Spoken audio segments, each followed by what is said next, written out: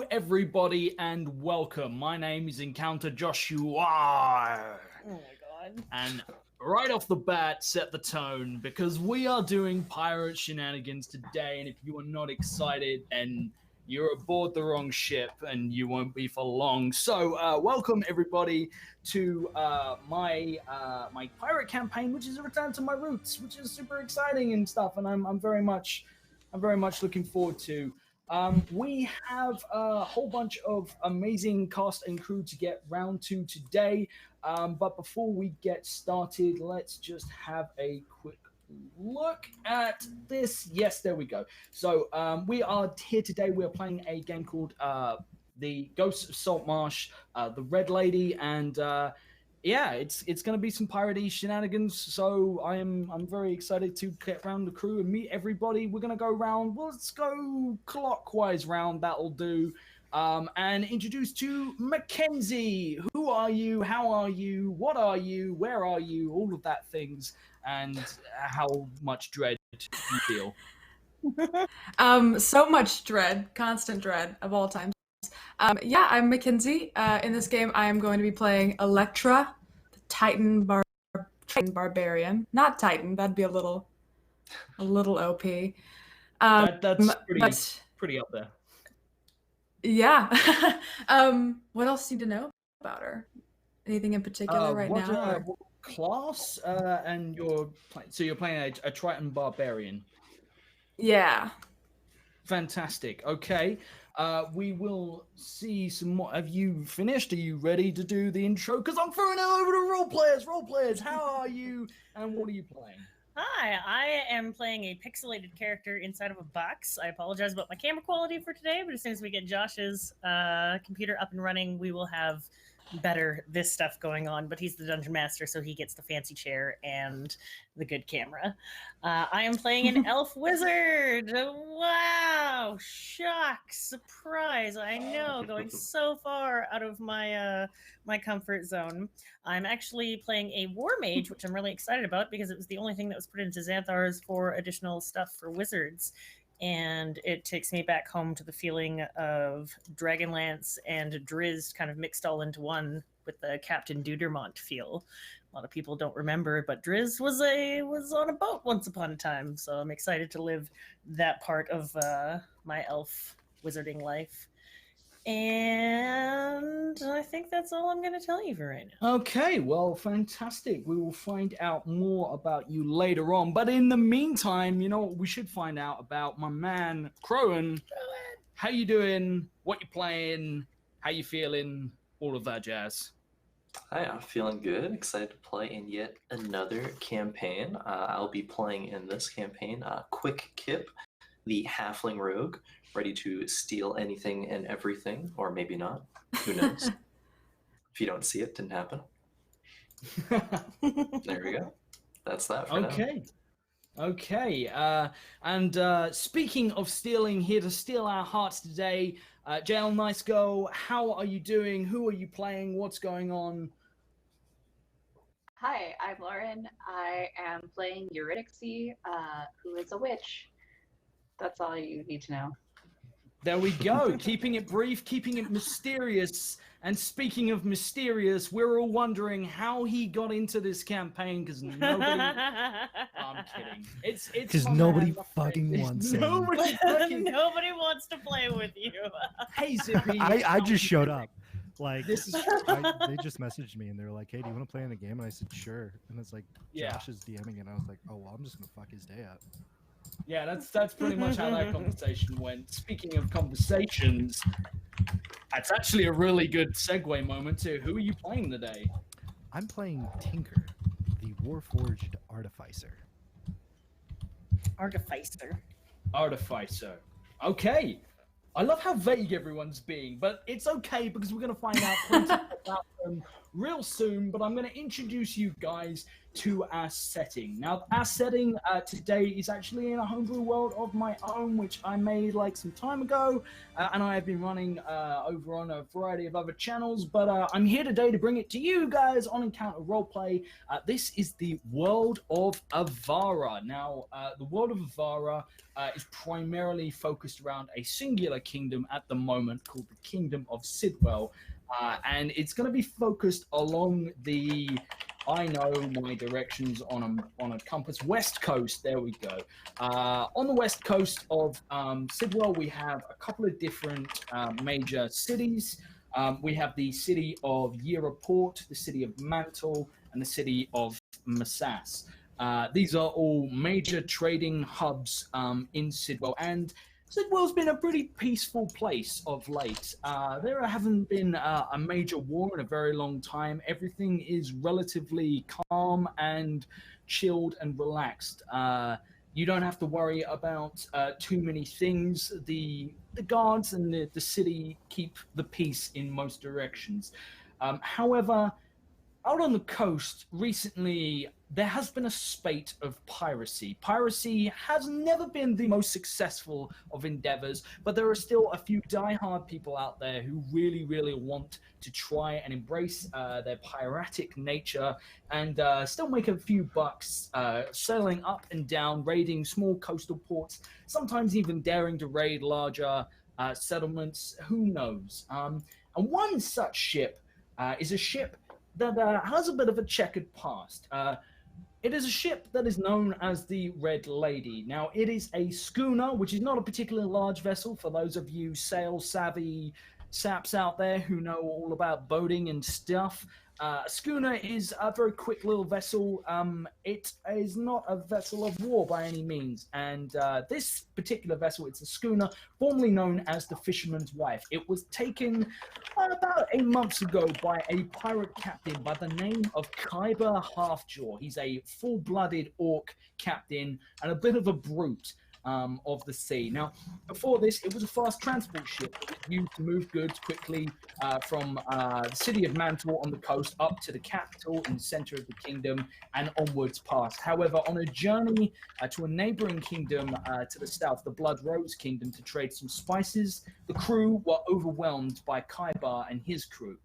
Most of them perished, but a few were press-ganged into his service, mainly the ship's surgeon and cook. They took the ship and renamed it the Red Lady. For now, they have painted the mermaid figurehead in a brilliant crimson to inspire fear in people. And it's been retrofitted with simple personal armaments. The most notable being a large ballista mounted on the prow. However, there isn't, and the ship doesn't have any cannons or anything like that. It is specifically a fast attack vessel that is supposed to come up and do some damage to people on the as a coastal raider. So it's the kind of vessel that generally chases down ships, closes them in, and leads up to boarding parties and that sort of thing. And so yes, as they make their way up and jump aboard, there we go. They are generally taking ships in this kind of fashion. They also hit places up and down the coast. They go for places like small fishing villages and the like, stuff like that. And it's been relatively successful. However, in the last 3 months, the crew have fallen on hard times. They haven't had too much luck in the way of let's see. They haven't had too much luck in the last little while. There's been a string of them taking ships that have had next to no cargo, them accidentally sinking the occasional ships, and other problems like that. It's just been they've got a reputation out there on the sea, and it's starting to affect the morale of the crew. So much so that some people have taken to calling the ship the Doomed Siren, the kind of ominous, superstitious curse that seems to hang around the ship. So that's been pretty terrible, and there is another thorn in everyone's side. The Red Lady, as it's known, is ill-suited for the open seas. It's got a flat bottom, which made it really nice and easy for going up and down rivers and along the shallow coastal waters. But it does mean that out at sea, it tends to list and roll pretty badly. And if a storm were to brew up, it will not be particularly well suited to tangle with stormy weather, with large ocean waves, which has kept the ship close to the mainland. But there is a place where pirates are more successful. You guys, as pirates, will all have heard of the Isles of Stavros. Now, the Isles of Stavros are far out in the middle of the ocean, a set of isles that are controlled by the various orc tribes that live out there. And they have a deep-seated pirate heritage. They spend a lot of their time doing all the ups and downs around different islands, taking over islands, sending small rafts over to raid the other islands, and that's how their tribal warfare works. But it does also mean that they are all confined. They can't expand outwards. There's no territory. Once they reach the borders of their island, the only way they can expand past that is to take one of the other islands. And in the center of all of this is a place called Krakatoa. Now, Krakatoa is a large proper naval port, and it is the only place that berths and sometimes even builds ships that are seaworthy and can trail out into the open waters. So occasionally they send out pirate expeditions to sack naval ships and stuff like that. So this has kind of been on everyone's mind of late. It's a pirate safe haven that is far further out from the reach of the Royal Navy. Stops ships from falling under attack. 1 second. So it provides a little protection for the pirates. If they band together, they have sort of their own community, and it gives them a defensible location and a place for a lot of pirates to go to retire. And for a lot of people, it's sort of like the place to go. Once you've made your money off the coast, you can go and retire out there. So that's where a lot of people are. Sort of the more successful pirates are out in that particular direction. Unfortunately for you guys, success has not been particularly easy for you guys. You've fallen on tough times, and straight off the bat, I'm going to be very generous to all of you. As player characters, you can all take 500 gold pieces worth of swag. This will be in gold coins, valuable gems, bracelets, jewelry, whatever you've managed to steal off of ships. This is your swag sword, your personal cut of recent shares, combined with whatever else you have left over. And it's good. You've got some money and stuff. The only problem is you haven't got anywhere to spend it at the moment, as you have recently become pretty most wanted on this stretch of water. So we're going to go across and meet some of the crew, but first, just got it through. Fantastic. We are going to give a quick shout out to our sponsors. And first sponsor today is Fantasy Grounds, who are our virtual tabletop of choice. All the beautiful maps rolls you will see tonight will be using Fantasy Grounds, which you can try for free at fantasygrounds.com. You can also get all of your miniatures from Wayland Games. Go to waylandgames.co.uk and get yourself a huge range of D&D, Warhammer, and 40k minis for 20% off. This week, check out our sponsor, Tabletop Loot, who sell incredible dice. When we hit 20 retweets today, we will give away a set of those dice for you guys in chat. I'll just do the exclamation point tweet real quick. That'll throw that up. Boom. Nailed it. And you can also support the show by retweeting this tweet here. Oh, there we go. It's already done. Fantastic. Finally, I will remind you how you can interact with today's game. You can donate to affect the game by giving players nat 1s, nat 20s, wild and magic surges. Yes. And this month's special, the Table of Pets. Also, if there is a moment during the show that you love, please feel free to clip it on Twitch. We will be using these on the highlight rolls on Twitter. But in the meantime, we are going to get to know our crew. So, to set the scene, it is dark. It is miserable. It is quiet. It is raining, not heavily. It's more sort of a smattering of rain, a light hazing of rain. And you guys are gathered together, probably not on the deck, probably below deck. This ship has sort of your main deck, below where most people sleep, and then below in the brig you have a place where a lot of cargo is stored, some simple stuff to make repairs to the ship. And it's essentially just sort of like a complete mess of cargo, cookery equipment, and stuff like that. And also down there is the ship's cook and surgeon, who share quite close quarters, which is probably not the most hygienic of situations, but you are on a pirate ship, so don't expect a lot of hygiene aboard. Towards the back of the ship on the main deck is the captain's quarters, and above that is the ship's wheel.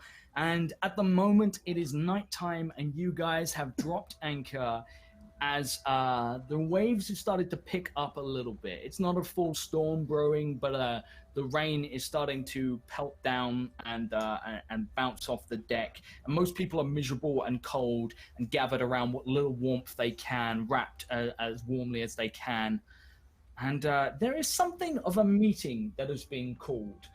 The meeting is to do with the captain, though the captain himself, Captain Kyber Halfjaw, is not present. The meeting has been called by First Mate Monroe, and so far as you can see, the current present people are Tinker, Quick Kip, and Electra. You guys are the only people who have arrived so far. There is a cat nearby the ship's cat, and I'm actually going to be real generous and ask the benevolent chat to name. If you guys in chat want to name the ship's cat, it's very important. It's a momentous responsibility I bestow upon you. The ship has a small cat, kind of a little bit. Is it Spud? Butterbur. I love all of these suggestions immediately coming in. You guys were on Scoob. I might have to. Scooby, Flotsam the cat. I like Flotsam. I feel like Flotsam is a good call. The ship's cat, Flotsam. There we go. Apart from you guys and the cat and Captain Monroe and a few other people who are sort of lazily making their way over, a little drunk at this time of night, close to midnight, some feeling a little nauseous from the constant rocking of the waves, you guys gather together, and the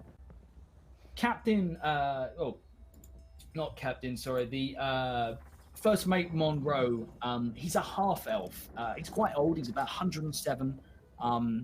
He has sort of started to show wrinkles. His hair's a little thin on top, cut quite short, and he's wearing quite raggedy-looking pirate attire.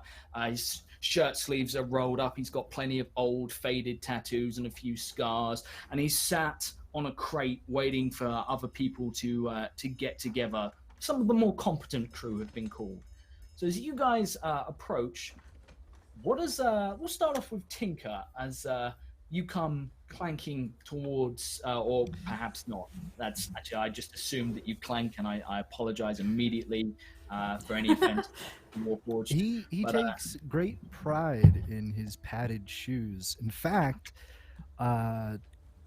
regardless how long this crew's been together and how long he's been with the crew, they would have never seen a robot. They would have seen this dorky young human with big round ears, with big bottle bottom glasses. His hair is red and curly, and it kind of like juts out but kind of droops like a flaccid pomp kind of deal. His face is kind of like Eddie Redmayne-ish when That's he's my like, band really name. excited. You know, he has a scar that kind of goes from his cheek down to his chin, and he doesn't go anywhere with without his brother, who's behind him, named Anvil. Now, Anvil's the same way. You guys would never have seen him as a robot. You would have seen him as this big, hulking, barrel-chested man who's too big to be a dwarf, but too short to be a human. His big, bushy eyebrows, big, bushy beard. One of his arms, though, is a prosthetic. It's just like pipes and barrels and other stuff. Wood, metal, and stone is what it would be made out of. Both Tinker and Anvil share a tattoo. Tinker's is on the back of his right hand, and Anvil's is right on his left shoulder. And is there a crest for the Redwind mages? Yeah, do you know what it is? Because I had I'll it in allow my you mind. to. Yeah, if you've got an idea in your mind, go for it. Phoenix flying in a Ooh. Mobius strip. So it's like that Damn. infinity symbol kind of deal. I like it. Yeah. Okay. You've got the So the they- flaming phoenix style. Yeah. Yeah. So. And when you say like you've got like sharing tattoos, like, do you mighty morph if you combine them? What's the significance, or would no one know? They no one knows. Neither Tinker or Anvil understand what the symbol is. They just assume that means that they go together. Well, as you guys make your way over, Anvil will escort you alongside, sort of standing. Which of you two is taller out of you and Anvil? And Anvil, no, Anvil's shorter. Think of Peabody and Atlas from Portal. So Tinker would be more like Peabody. He's taller, and then Anvil's more But short. and squat. rakishly, he's more like rakishly thin, whereas Anvil's like squat and looks like you could bowl him. Okay. Yeah. So you and Anvil make your way forward, and you see up ahead that First Mate Monroe is sat on a barrel, looking out. He looks a little nervous to be having this meeting. The only light that is actually down here is coming from a small lantern that burns low in its wick just nearby, and it's kind of like one of those. It looks like a shady meeting because it is a shady meeting. And as you come forward, he eyes you with a degree of suspicion, having found you somewhat unusual for your lack of conversation that you generally put forth. And he looks to you and looks to your brother. Your brother gives him a gruff acknowledgement, but nothing else. And Gives him a little salute, and he looks at him and he goes,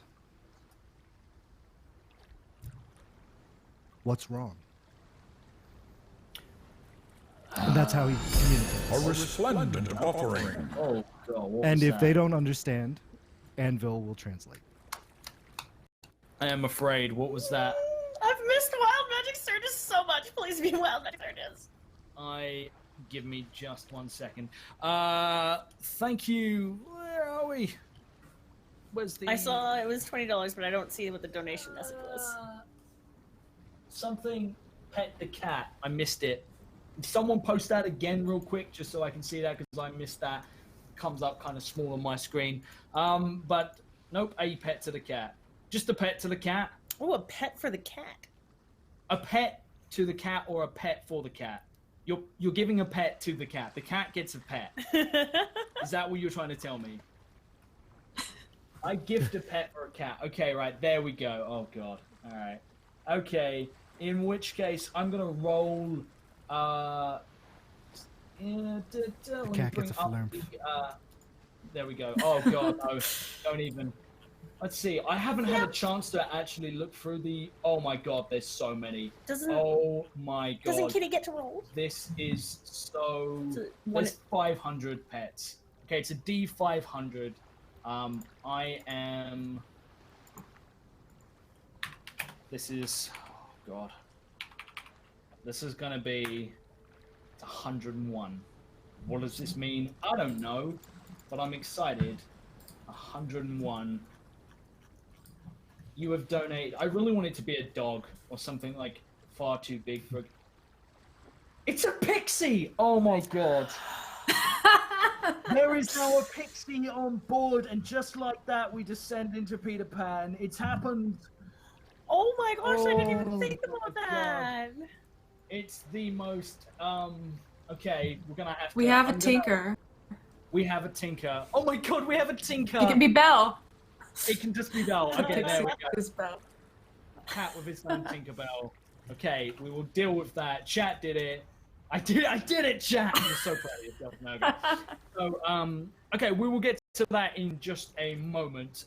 But for now, Tinker and his brother have arrived. Next up is Quick Kip, as you spy from across the hold that sat having sort of like a conspiratorial look upon his face is first mate Monroe.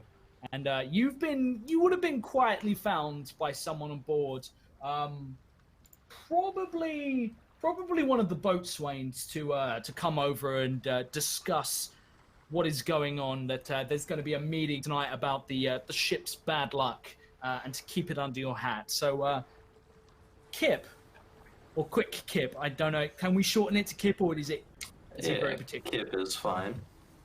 Okay, Kip, how do you feel about this meeting that's been called? Well, Kip's a little bit intrigued, but kind of just doesn't want to be bothered with being there. So he'd show up, kind of lean against a wall, absentmindedly looking around, and then after it takes a little bit, he'd be like, "All right, what are we doing here? Let's just go hurry this up a bit." Tinker looks What over is, real quick. He waves. He's like,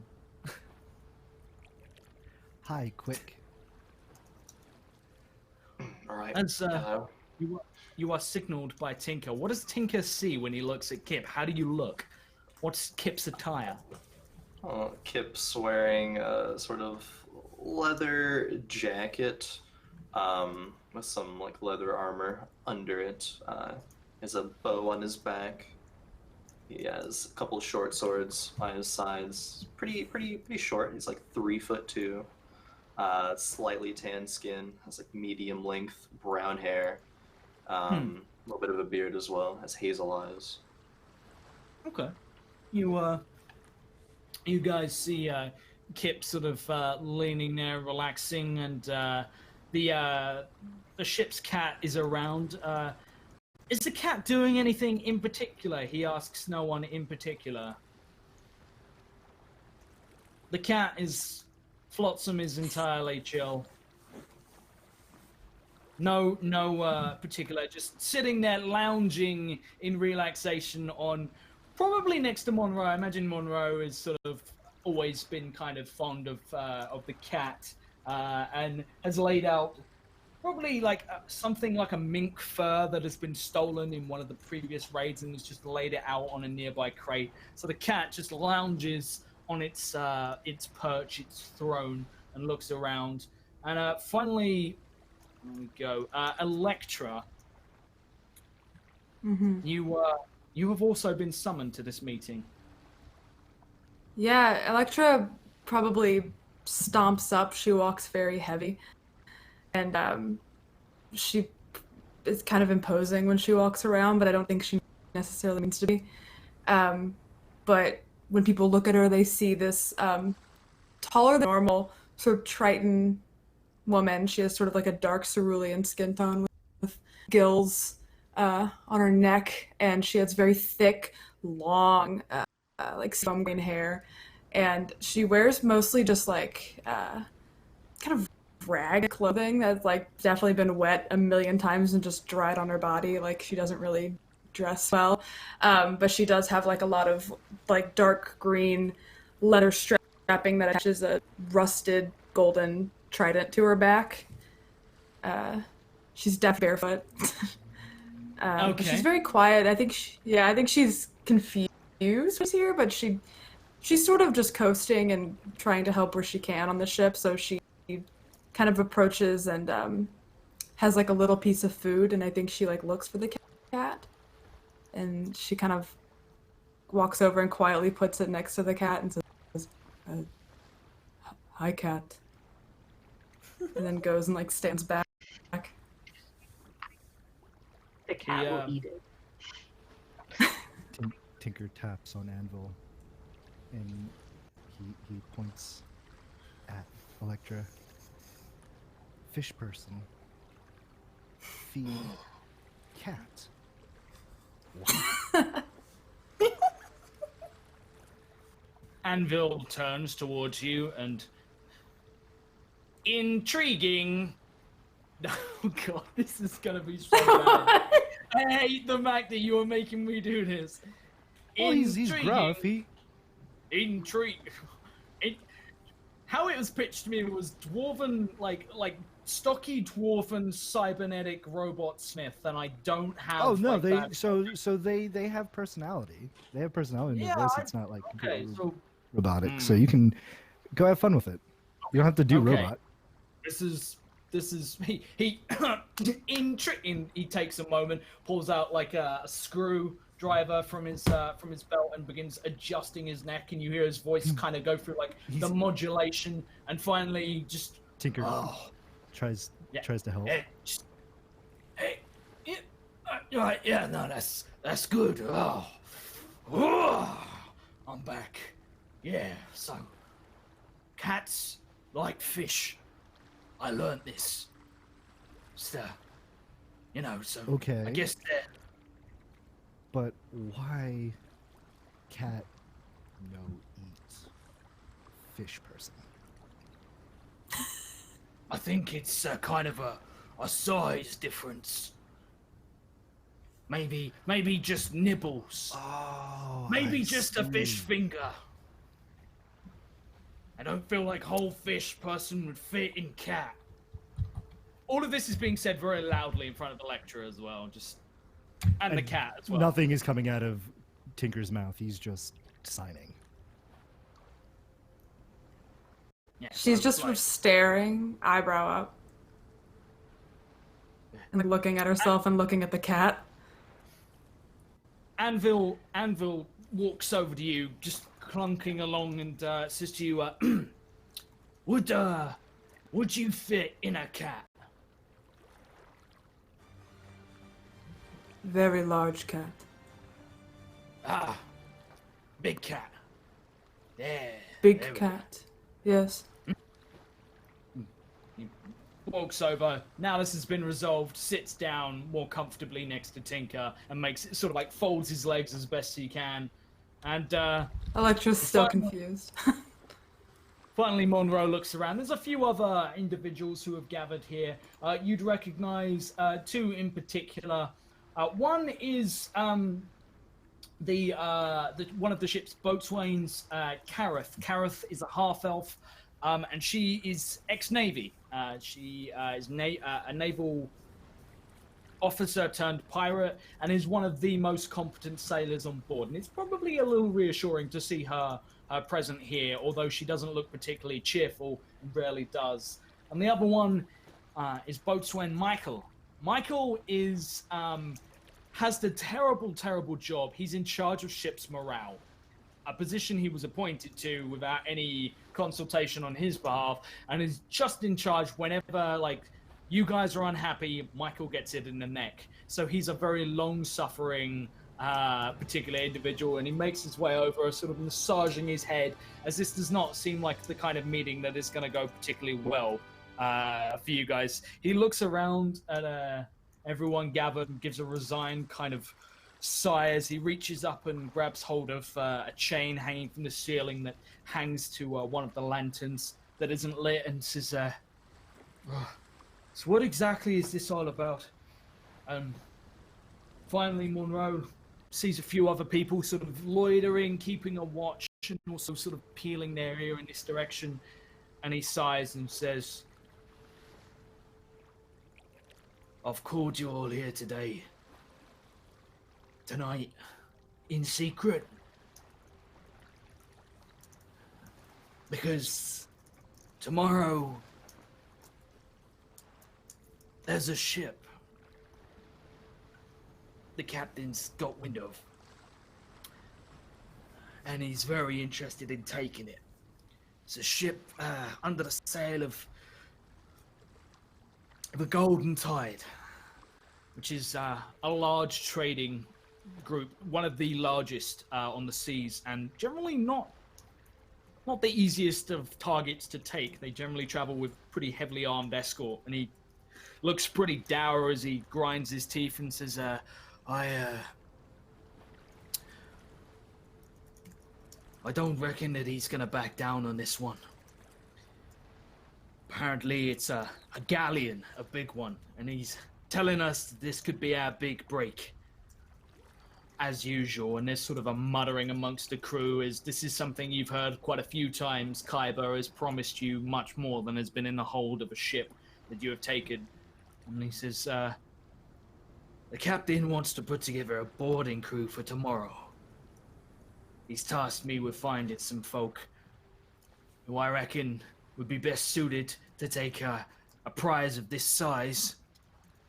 And, I'm starting to wonder about the captain's competency. And there's a murmur that goes through the crew, and he looks round at you guys and looks pretty grim. It can't be denied that for the last little while, we've been down on our luck. It's been a while since we've had a decent score. And those that we have managed to pull in have cost us more than a few friends. It's getting to the point where there's few places that we can either lay anchor anymore and trade what we've stolen. It's starting to become a bit of a problem. So, I wanted to get a vibe of how the crew was feeling about this and start talking seriously about some options. And he looks around and Michael just...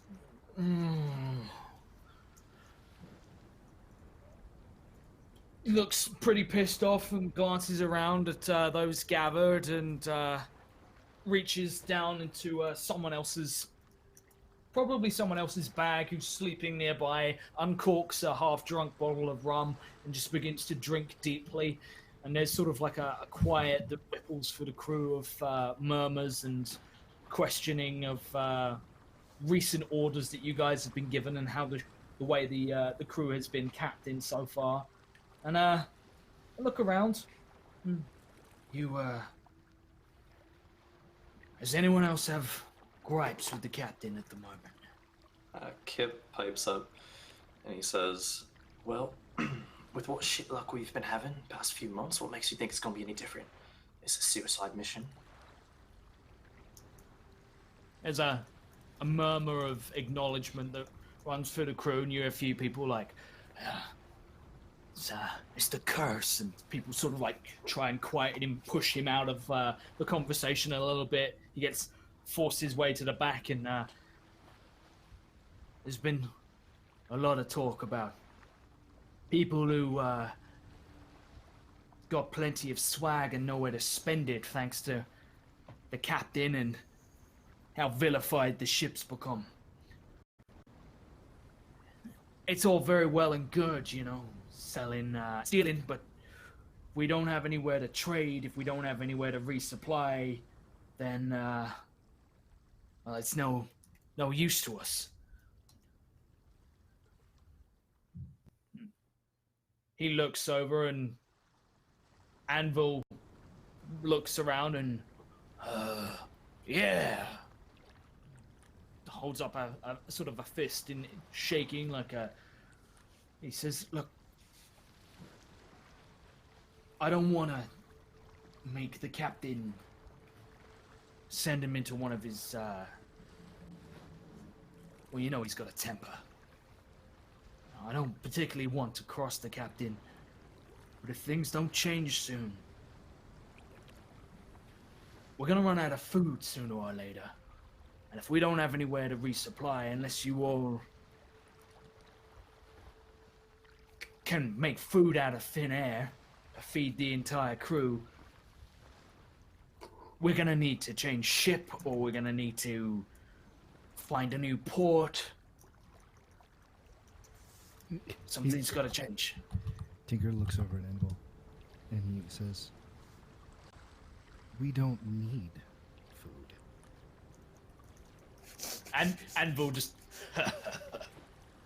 and there's like a ting ting as he just taps the side of his nose and gives you a grin. Electra steps forward and says, "If he is a bad leader, he should not be the leader." There's another murmur through the crew. Agreed. Why can't we just make things change now? We could do so, right? There was enough of us. I don't Yeah. want to hurt people. I want to help. Yeah, well, we gotta help ourselves, don't we? Can't help us, It's we're true. dead. Exactly. Where's There's a- Oh, sorry. go ahead. Where's Leeson? Oh, my son. Leeson will probably be asleep right about now. Okay. Leeson is the young boy who is in charge. He basically keeps watch in the crow's nest during the day, but as this is happening in the dead of night, he's probably fast asleep. Although he's probably only about 30 or so feet from this conversation, probably hanging a hammock, deep asleep. All right. Flotsam is gonna get up, and in the middle of everything, walk across everyone and kind of like jump up and like nuzzle onto Leeson's chest. As you do so, let's see.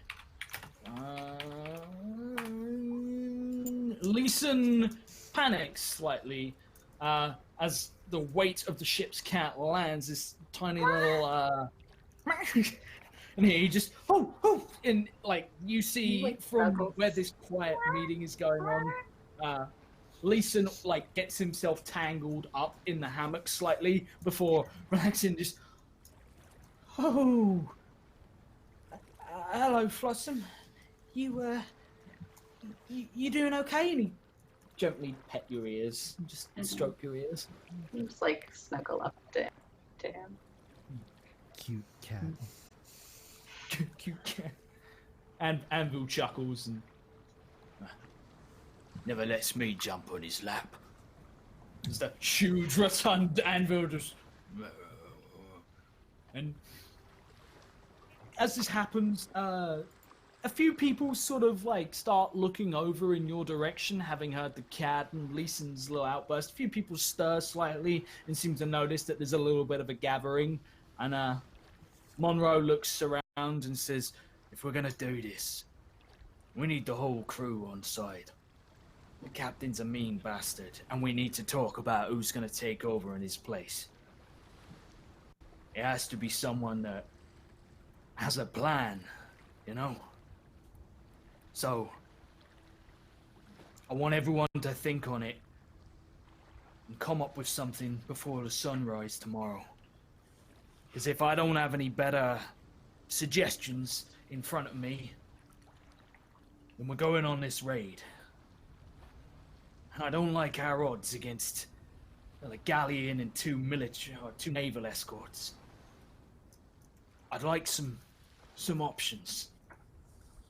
He looks gravely amongst the crew, and as this happens, Michael just, can't believe I'm listening to this, and walks away drinking, looking pretty put out by all of this.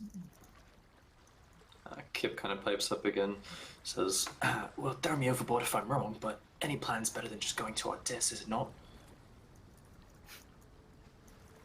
For a plan, we need a ship. We need a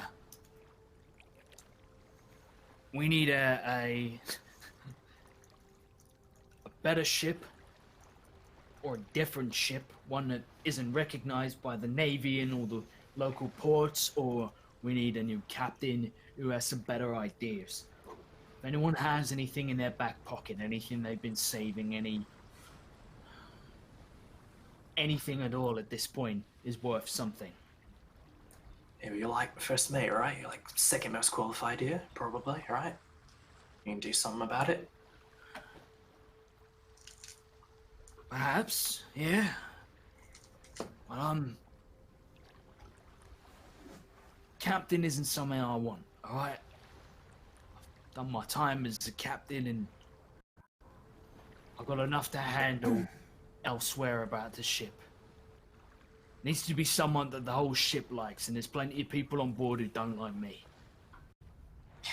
Well, we're right fucked, aren't we then? Well, it could be worse. He glances over to the cat and says, I mean, it could be Leeson in charge. Maybe that's what we need. Young blood, Who needs something?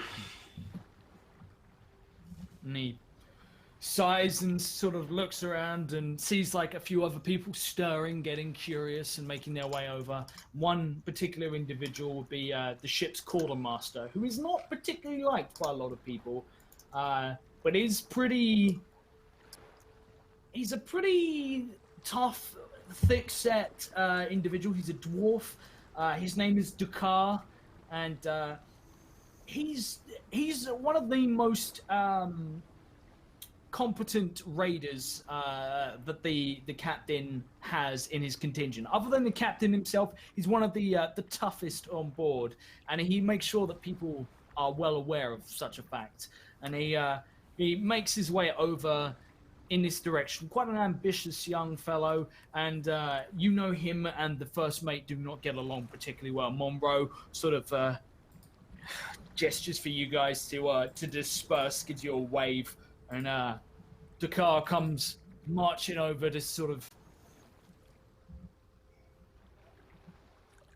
What exactly is going on over here? And Monroe just... Nothing, we were just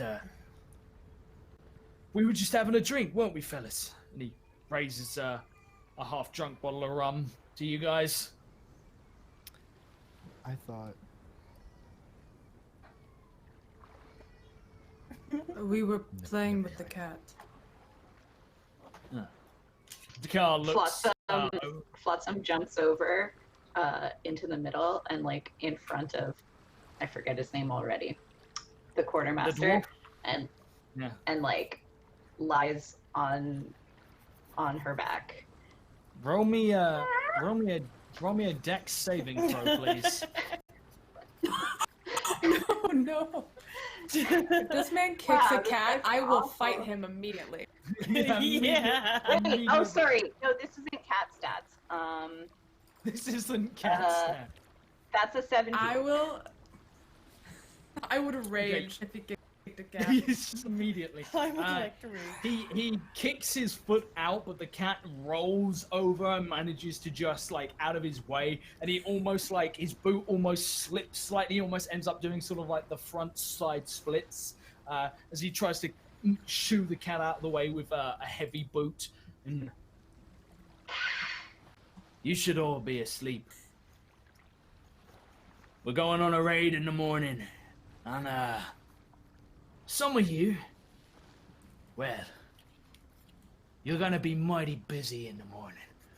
So get some shut-eye, and he looks at the Triton and sort of looks you up and down. You stand like maybe a foot and a half taller than him, so he sort of like juts out his chin, puffs his great chest a little bit, and says, "You'll probably be going in first. Food for thought. Maybe want to get some rest in." He just grins at you.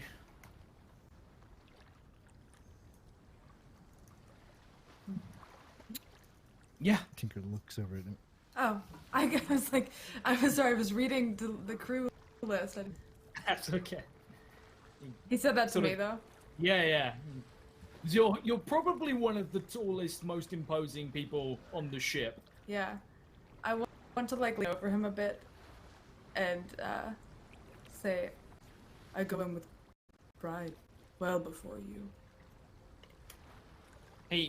He sort of like, again, like, he tries to almost sort of like puff his chest out more, but he's now having to like lean back because you're leaning over him.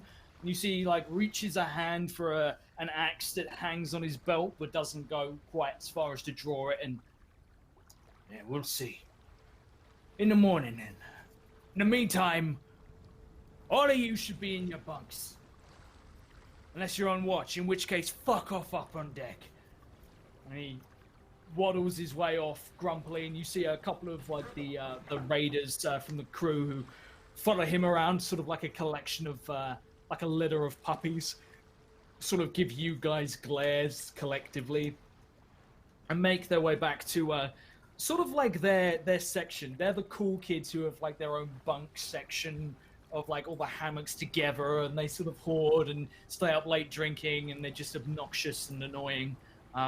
They gather together over there, make themselves as comfortable as they can, and leaving you guys with an evening to prepare. But I am going to roll... I'm going to ask all of you to roll me a straight charisma. I was gonna be like, I'm not there. I'm not rolling shit. I'm not rolling shit. Fantastic. That's what I like Should the to cat see. also roll charisma?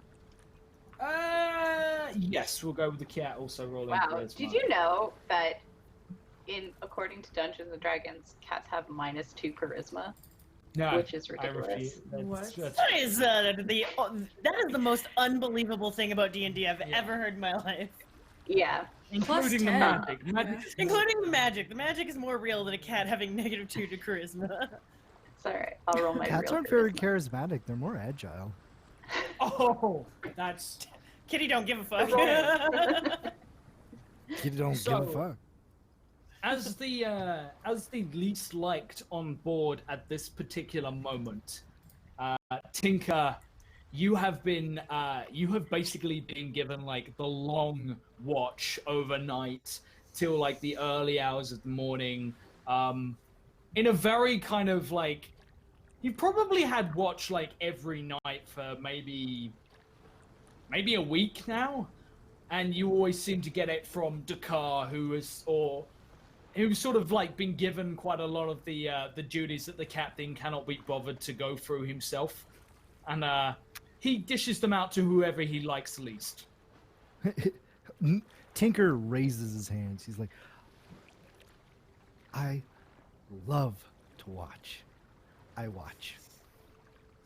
Dakar glances over and just, will you fuck off upstairs already? Okay. And then he like runs upstairs and he like pulls out his favorite little stool and he places it right on the deck and he just sits there and he enters his sentry's rest. Oh, So how does that work? Warforged have this wonderful thing that when I take a long rest, I must spend at least 6 hours in an inactive state rather than sleeping. In this state, you appear inert, but it doesn't render you unconscious, and you can see and hear as normal. Oh damn. So during the night, he just sits there on that inert, but he's still keeping watch. I thought you said centuries. I'm like, are you sleeping for 100 years? You're like, oh, this is the time. I'm just gonna go to bed for 100 years. I was really confused. Bye, guys. At the beginning of this, all when Zippy was just like, I'm gonna fuck with you, and he's just like, that's it, that's me, I'm an inanimate object. I'm out. For the next 100 years. Call me when there's a I time had jump. ability. That's a pretty dope ability. So, if you're on watch, give me a perception check, and the rest of you can take a long rest and prepare for a fight in the morning if any of you need to make any preparations. Let's see what your perception check is like. How good is Tinker at keeping watch? While sleeping. Perception check is passive at 15. 15, not bad. You see a couple of things on your watch. You see a gathering of individuals on deck, having basically probably about 2 in the morning. You see someone dragged up on deck by 2 of the crewmates, like sort of between, like hanging between 2 people, and you watch as. How does Tinker feel about like violence amongst the crew towards other crew members? Oh, he hates violence. He doesn't like killing. And he doesn't like stealing. It's very weird that he's on a pirate ship, but he's a guild artisan, so I feel like he walked on the wrong ship at the wrong time, and they were like, "You're part of us." Yeah. You don't realize that, you know, they straight up told you that you belong to them now, and you like can't leave, and for some reason exactly he's like, okay, I guess I belong with you now. That's just I buy that entirely. The best bluff check ever. And you watch as two of the crew pull a third individual up onto the deck, and he's sort of like slumped between them, looking like he's bleeding and pretty badly injured. And they drag him over to the mast, and basically one of them holds him in place, and the other one just starts laying into him. You can't quite hear what is. They keep shouting something at him. But you can't quite hear from the other end what is going on. It just seems like he's being roughed up over a disagreement or something of the like. Does Tinker just allow this to play out? No, Tinker just gets up and he goes over and he's like, "Stop." One of them very drunkenly looks at you and sort of takes a moment. He grabs the guy they're beating, like by the scruff of his neck, and just has to hold on to him for balance a little. And what's it to you, Pipsqueak? What's this?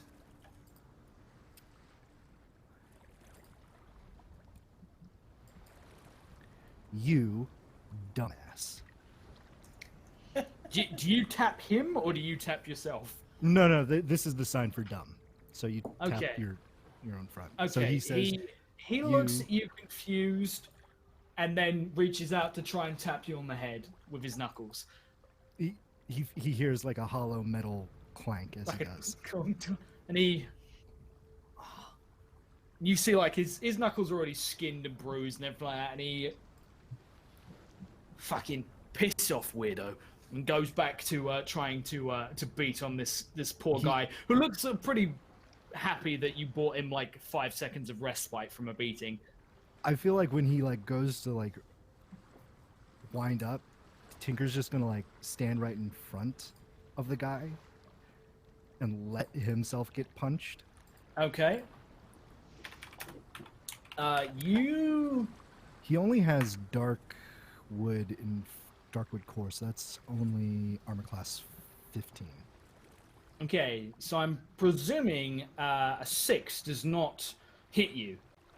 So what? He hits you, but he just swings his fist into something that makes a loud clang noise, and he backs up for a moment, like hand really quite hurt. And his friend, who was in the process of holding the guy, turns and what are you doing? Shoves him out of the way, and his friend's gonna try and also go for a swing against you. Does a 19 hit you? Oh yeah. Okay. You will take 5 bludgeoning damage. But this man, you hear like as he hits you, you hear the sound of like one of his fingers at least breaks as he smashes his fist with the reckless abandon of a man who doesn't understand what it is he's punching and is expecting to encounter flesh of some degree, and instead meets just solid resistance. So you get your bell rung for 5 bludgeoning damage, but both of them are now holding their hands. The second guy like clutching his hand desperately, and between the two of them, your damsel that you've come to, your damsel that you have come to try and save, turns, tries to slip away, gets his foot caught on a rope on the floor, and slams into the ground and begins trying to scramble his way away. I feel like with that 17, one of his glasses crack. Like one of the lenses on his things crack. And he just kind of like puts his hand to his glasses. He notices the guy struggling to get out, so he bends over and he holds up a finger, and his finger separates into a pair of wire cutters, and he clips the rope as it returns to a normal finger. Ugh. Okay, your finger like comes apart, and he looks down. He looks like he's like his face is like swollen, one of his eyes is shut, and he kind of does like a double take, but isn't quite sure what he's just witnessed, and then thank you, and just begins to crawl away, like scrambling on all fours towards the hatch that leads below deck. And as this happens, you hear a splash from behind you, and as you turn, Anvil is looking over the edge of the ship, and then turns and looks at you and, oops. He goes over to the other side and looks over the edge. You notice that one of the 2 individuals who just attacked you is now missing.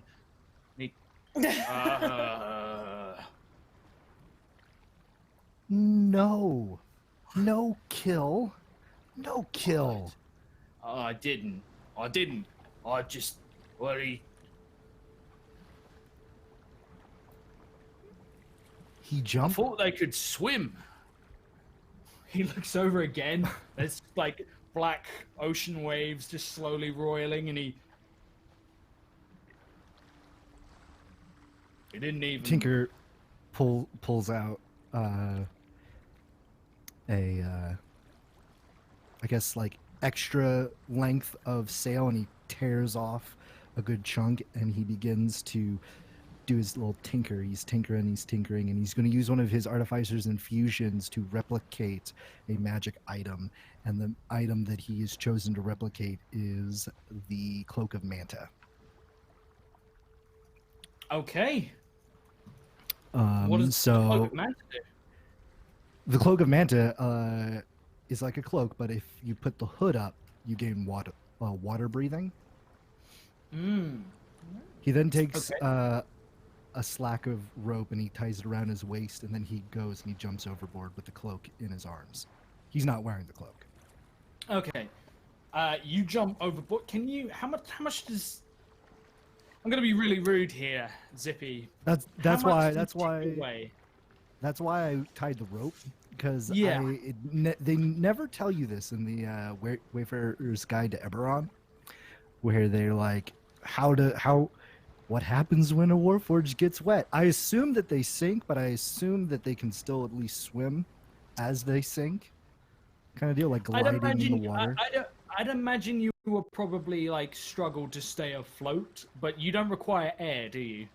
No. We don't. Warforged don't need to eat, drink, or breathe, and they're immune to poison. No, they have resistance to poison. So you jump over, splash into the water, and you sink. On the other side, you see, like in the darkness, you can just vaguely make out as from what little light there is from above, from the sky, which is pretty grey and dark. And the ship's lanterns that are burning along the edge, you can make out on the other side you are parallel to the anchor.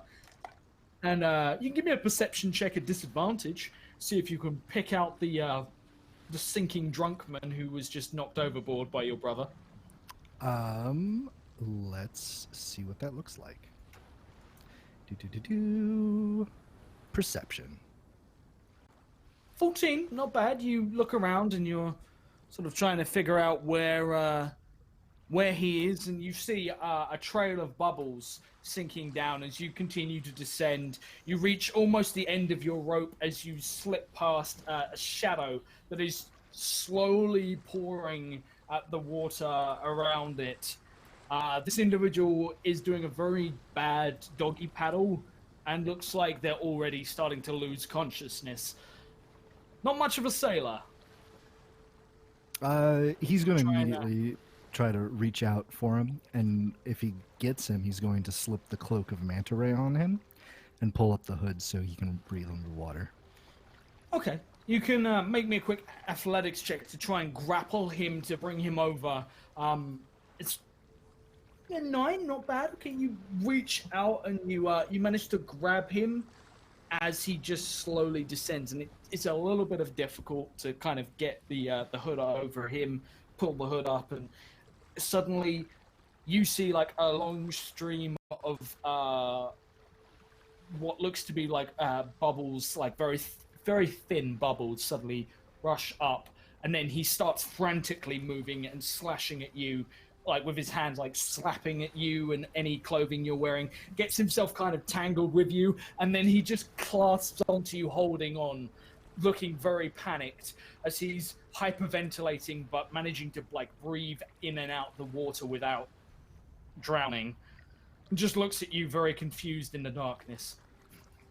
I like to think that at this point in time that he can see that the bottle bottom glasses are glowing as if they have a backlight to them.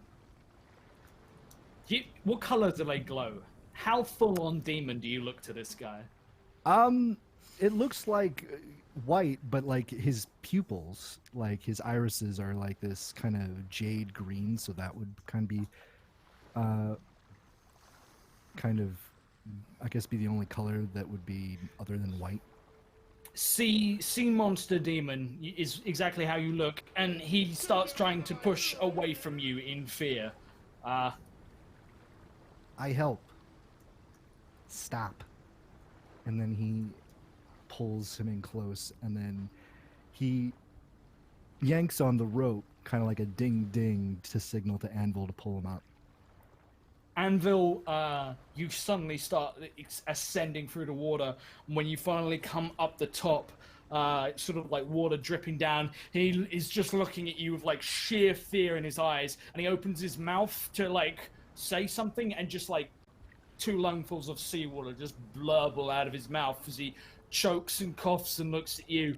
And when you get to the top, you realize that all Anvil has done is basically chosen a point to stand on the deck, and he's just started spinning in circles, like pirouetting on the spot, and the rope is now like wound around him tightly, quite neatly, but tightly around his girth. And he now has like maybe like a 1.5 foot long rope belt that is sort of like tightly bound around his chest. And the man looks at you and looks to Anvil and takes the cloak off, and his friend has already abandoned him at some point while you guys were underwater. His friend has run off, and Anvil looks to you, and Tinker like reaches up as this guy's sputtering, and he unscrews one of the lenses on his glasses, and I think that's when the disguise self drops, and they see this tall, lanky, metal humanoid that's kind of, he's in like a duster with a plaid scarf, and he just kind of like pours out the water that has just accumulated behind what was the glasses, but now are these giant eyes. And then he kind of just screws it back in like you would like a light bulb. He looks to you and he just hiccups slightly, manages a grin, and says, "Thanks." And then he pitches backwards and just slumps against the side of the floor, passes out completely, just faints in fear, as you are the creepiest thing he's probably ever seen in his entire life. Your giant glowing green eyes, and tomorrow he has big hangover. Sorry. No. You're fine. You see, looks like no one has seen this go on, and that is the only eventful thing that happens on your watch overnight. I'm sorry. Go ahead. When Tinker comes back to his bench, there are 5 berries just sitting on the bench. They're good berries. You hear like these little whirs kind of like wind up in his throat region. And it kind of sounds like as he like picks up the berries and he starts And like these berries have appeared matching them. mysteriously on the ship before when people get hurt, especially when like Tinker or Leeson or somebody who looks kind of weak, like they just kind of appear. Nobody knows where they come from. He picks it up and he like squeezes it between his fingers and then just kind of like begins to just eyeball this berry. Anvil stands just beside you and picks one up, and if you've ever seen what happens when you like wind up a pair of like laughing, chattering teeth on like to maximum, now put a berry between those, and he just puts it in his mouth, and because he doesn't really eat as such, he just obliterates it with like a really fast like slamming together teeth and jaw. And, like, just juice goes everywhere and it covers his lips and stuff, and he looks to you like, good. I see. Good food. I eat. And he mimics his brother where he pops the berry into his mouth and it chitters and jatters. What does good berry heal? 1 hit point. So there were Okay. 5 and an Anvil one, so you get 4 hit points back. Oh, I gained 3. Okay, I'll gain 3 because I smashed one in my hands. Okay. Well, I tried. You tried. So Anvil will heal 1 and you can heal 3. And the rest of the night proceeds without too much afoot. But in the morning, you guys are going to be risen by loud bells. And you all get awoken by like people like basically a call to deck. Like everyone, a general muster, everyone is being called. Loud bells are ringing. Like alarms going off. Even Dakar seems confused as he like scrabbles out of his bed and pulls someone up. Has the cat been asleep on Leeson like for the rest of the night? Yeah. The cat likes to hang out with Leeson a lot. Leeson like almost throws the cat directly up in fear and then catches the cat again, and it's just like loud noises. He's just I'm really sorry, Flotsam. I didn't mean to. I just, oh god, I gotta get out of bed. I'm late. And he like hops up and like trying to get his boot on and hopping around the deck. It's general pandemonium. I think before anybody wakes up, Tinker's gonna reapply disguise self, so he looks like, oh man, what's that guy's name from Ratatouille? Luigi, I think his name is. Ratatouille. Yeah, he looks like Linguini. Luigi mixed with Linguini mixed with Eddie Redmayne with big bottle glasses. So awkward. So awkward looking and uncomfortable, yeah. Flotsam will run up to on deck to see what's going on. Okay, as Flotsam gets up on deck, you can roll me a perception check. Okay. Oh no! I got rid of my cat stats. Shoot. Cat stats.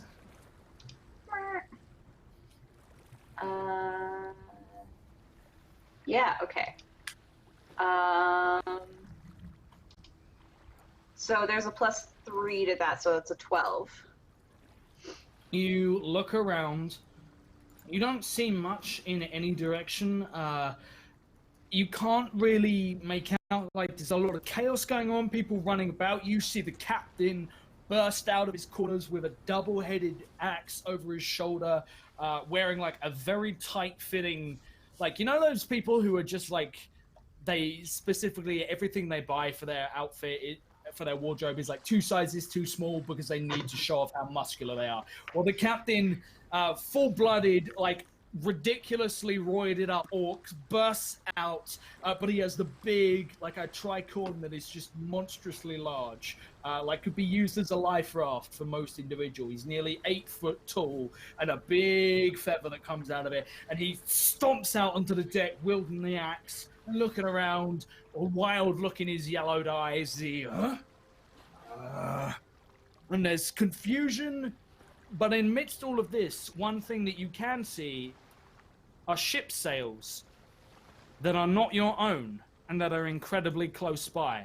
There are a lot of them. Not necessarily from multiple ships. There is a large ship nearby, but none of the sails are currently... they all look torn, tattered, and damaged, like they've been damaged by fire. And that's what the cat sees.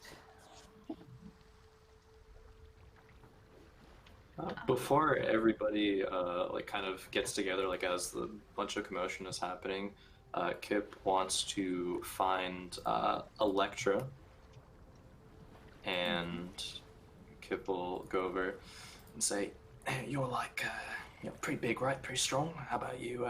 Got any ideas about this whole cat mess here? What we got?"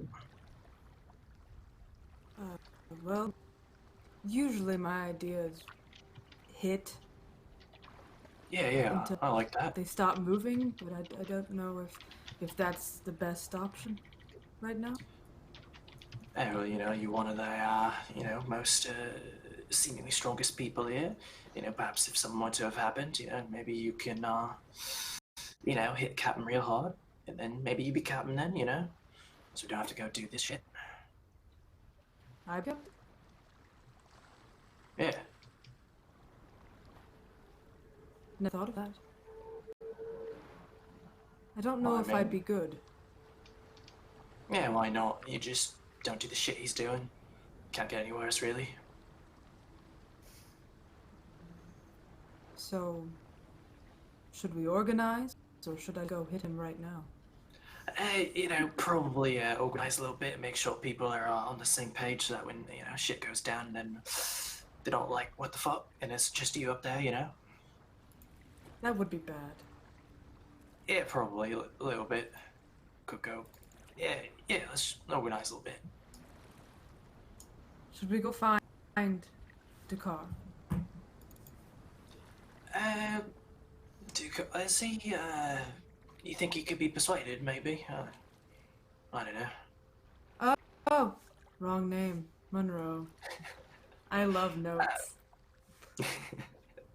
Yeah, That's why, I knew there was going to be a lot of names, so I was like, I'm going to put like a quick access list of names for I'm you like guys. writing them down so I can look at them, and I still said the wrong one. That's cool. It's all good. Yeah, Monroe, he wanted Monroe.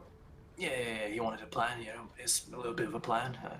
Monroe doesn't seem to want to, seems a lot of people dislike him or something. I can't really wonder why, really, but yeah, let's go find him. Would be okay?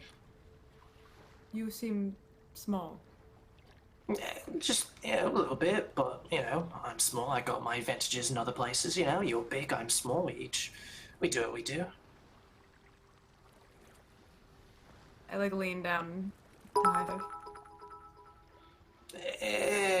Let's just, let's go.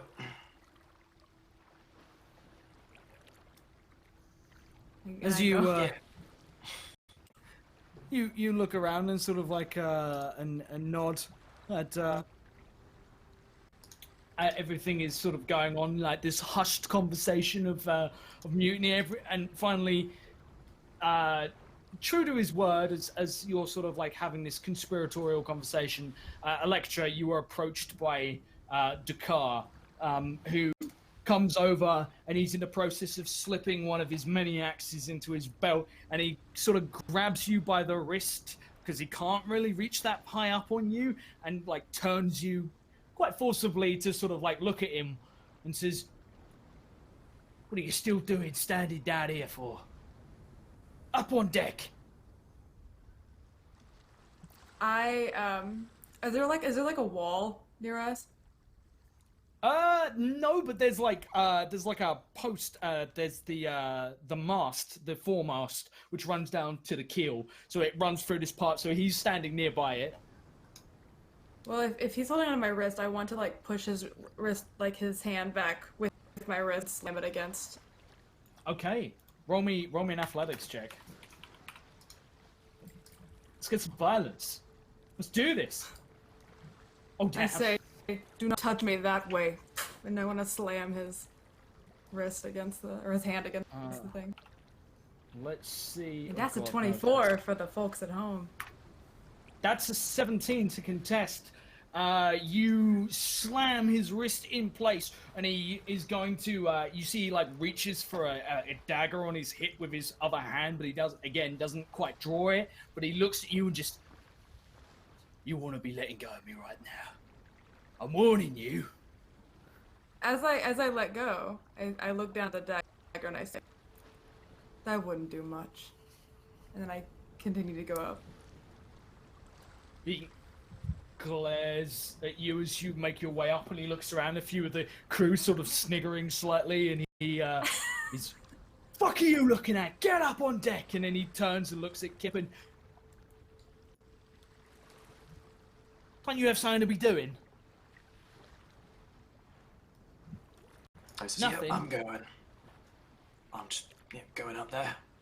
And you see, like, he, like, starts shoving people, like, aggressively. Like, anyone who's smaller than him or, like, less built than he is, he's just, like, shoving them. Just like, go on, move!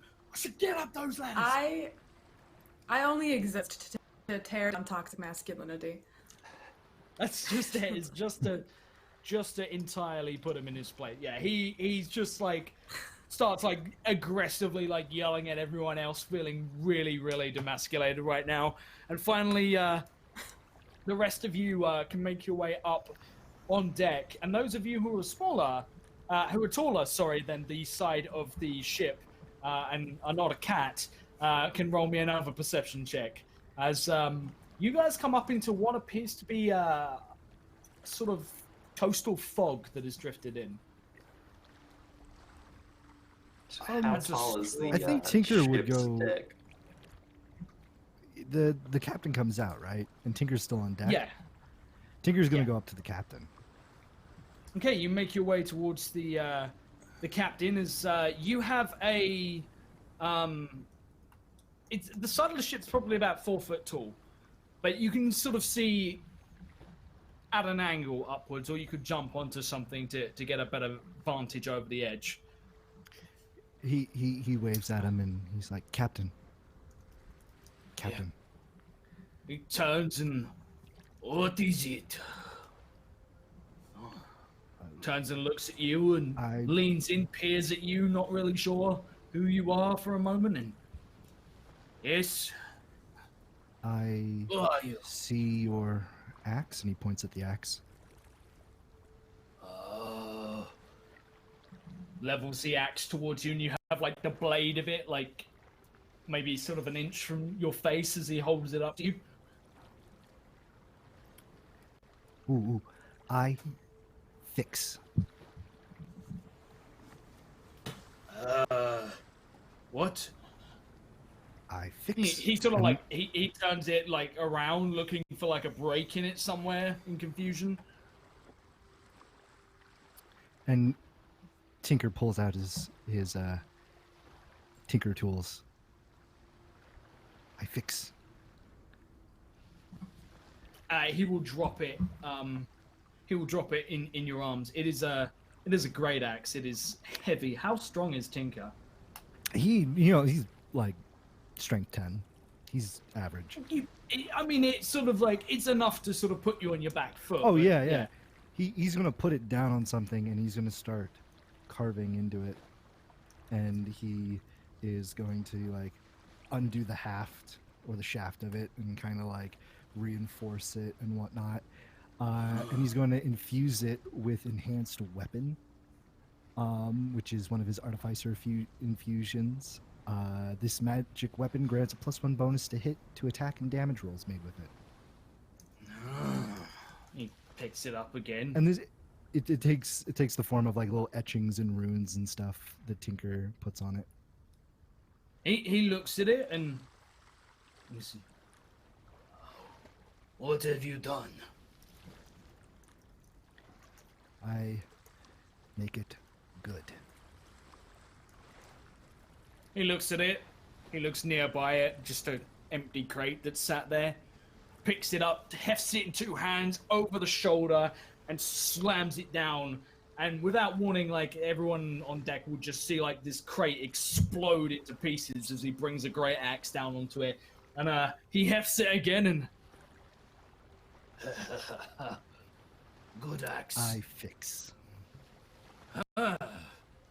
You all right? And he punches you in the shoulder, quite forcefully, but like, it's just like, good.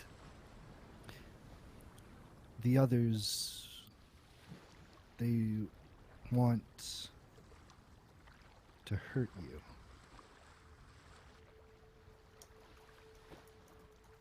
They don't like you.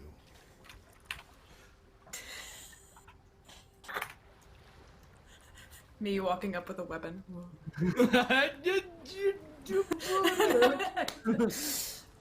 He looks at you in confusion and who?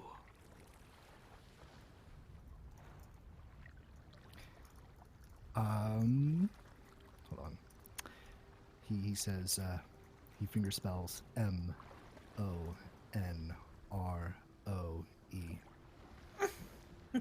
That's too much for him. Like he writes it down and he points to it. Monroe. Again, too much for him. He takes He takes it like captain's head and he points it like down. Captain to has a Monroe. double-headed, massive axe and is 8 foot tall and sheer muscle, and that is the reason he's captain. Not because he's competent on a lot of things. He looks at it and he takes like the scrap of paper and puts it in his pocket, and says, "We talk later." Yes. And hammers you on the back with an open palm. You speak. I sign. You little. And he makes his way past you towards the edge of the ship where you guys will have seen, what did we get for our perception rolls earlier? We got a 3 from our Triton. A strong 3. What does Tink how got? tall is the deck?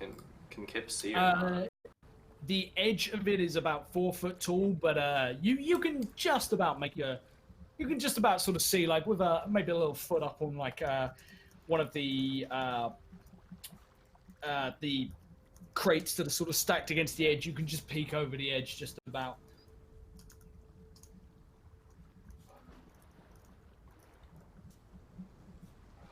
And 19, not bad, okay. And you can make out in the fog that you guys have come up next to you. You wouldn't have spent all night anchored this morning. You would have started making ground, trying to catch up with this ship that the captain was so eager to tell you guys about this morning. But quite clearly, this has caught everyone off guard, catching it this soon, as the ship is stationary but not anchored, and is sort of rotating, almost rocking slightly in the waves, and the ship is coming up kind of alarmingly quickly, and people are struggling to take the wheel and bring your ship about so you don't crash into it. And Kip, you make out that, yeah, the sails look burnt, and the ship itself looks vacant. There doesn't appear to be anyone on board in this mist, and it doesn't look like it suffered much damage. Like there's not like cannon blasts and stuff in it. There's not holes. It doesn't look like it's been scuttled. It doesn't look like it might sink. And it is a large galleon, a kingly prize. But you also don't see any sign of any escort ships. It is on its own, and it is listing in the water. And they are trying to bring your ship alongside, which it will be like dwarfed. It will be at least twice as tall in decks as your ship is. Yeah, Kip wants to, after seeing this quickly, try to find Monroe. You see him standing there, and a few people are like pestering him for orders and stuff, and he's looking a mixture of confused and worried at the incoming ship. Just, that isn't what I was expecting.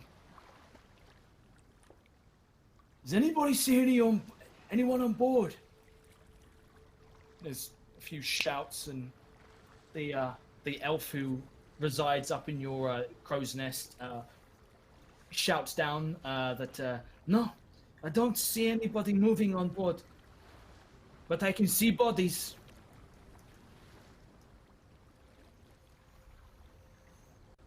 He strokes his chin, looks a little concerned. Dakar will come over, and he will gather Tinker, he will gather Electra, and Kip. He says, "You lot and Monroe, you're first on board. Find out what's going on over there." I detest killing. He looks to you and, "You saying no to me?" Reaches for a pistol on his hip and draws it but doesn't level it at you. And Anvil steps up defensively to your side. "You're going on board."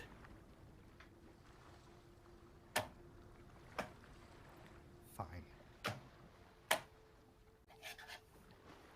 He glares at you for a moment, but gives you sort of like a little bit of a grin as well. And he turns and, "You lot are the scouting party. Captain, I have a word." And he makes his way over, and the captain as well is looking up at the ship with a mixture of confusion, though it's much more a familiar sight on the captain's face. Confusion is sort of one of his default expressions.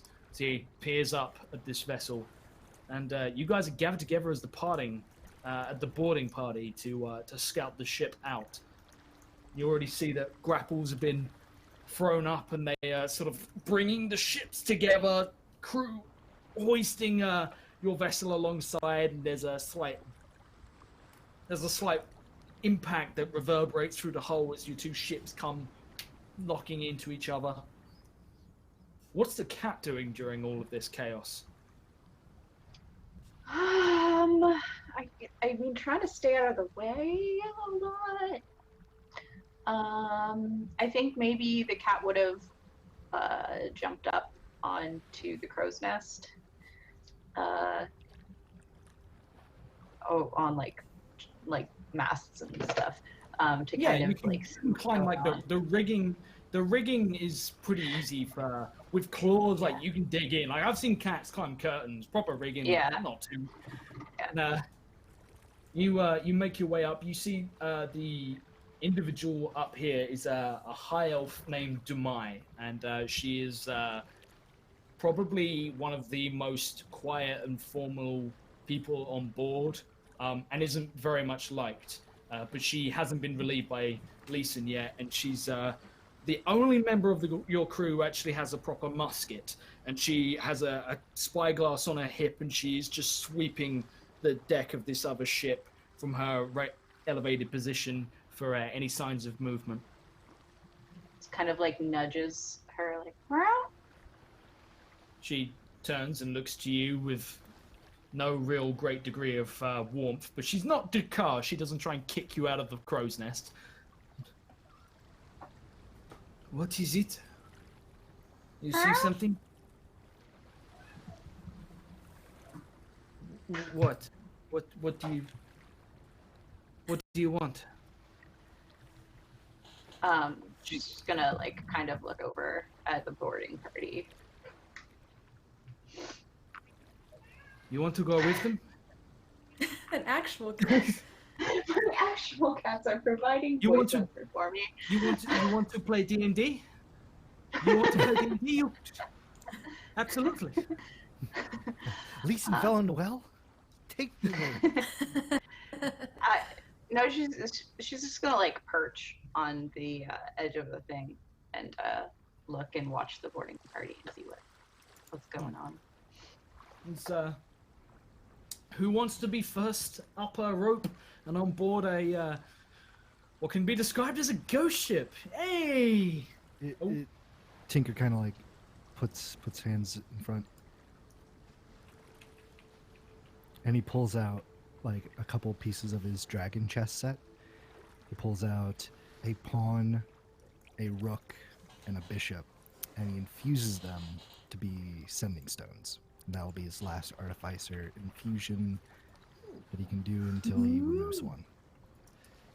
That's so cool.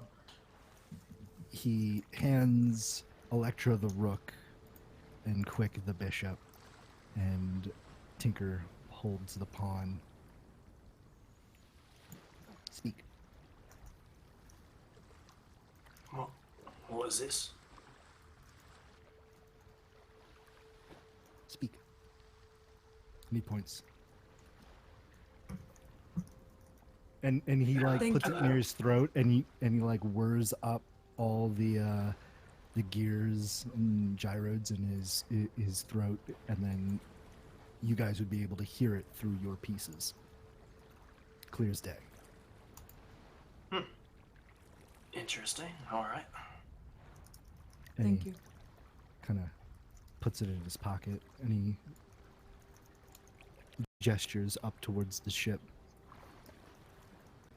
I want to hop on first. Okay, you make your way up the side of the ship, and you get to the... Is there any subtlety, or are you just like full on, like throwing yourself over, ready for... And they said that there was just bodies, right? They didn't see anybody living currently. That's how it was Then yeah, described. I rolled a 3. I think I'm just like, all right, everyone's dead. Let's go. Yeah, fuck hopping it. on. There's no danger aboard me whatsoever. They told me so. And like if there was something alive, we've been taking a few minutes to like push the boats together. I feel like Oh yeah, this something has would not have been a happened. subtle process.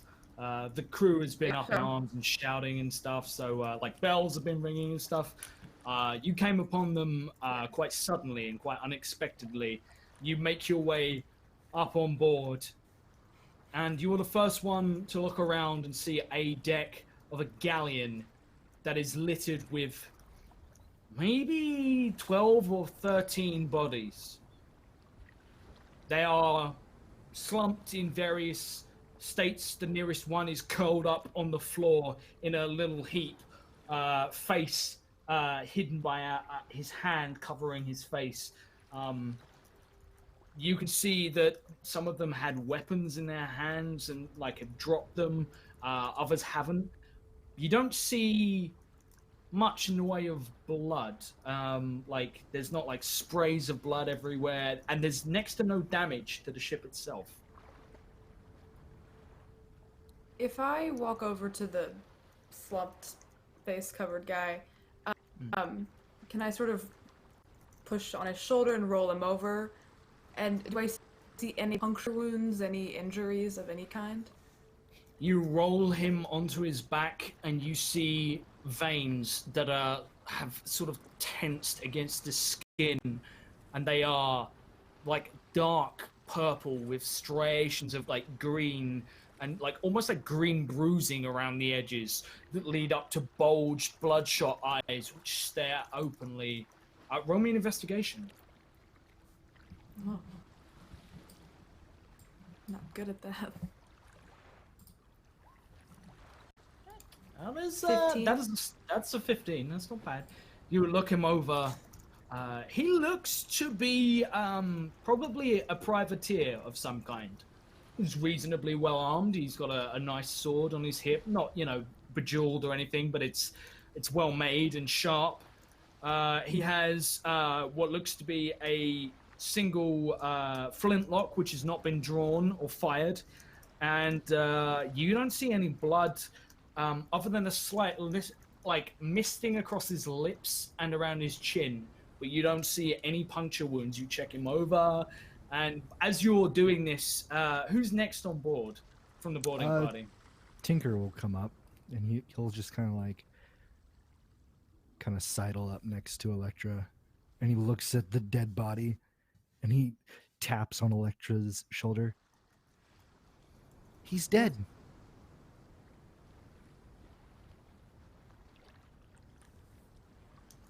I flip him over. Because I think that's what Tinker's trying to tell me to do.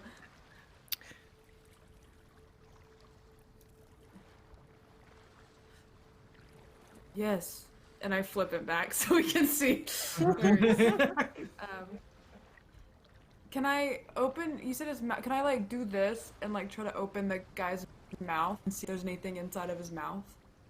You can, roll me a You mentioned dex it was save. sort of like, oh, I die. Great.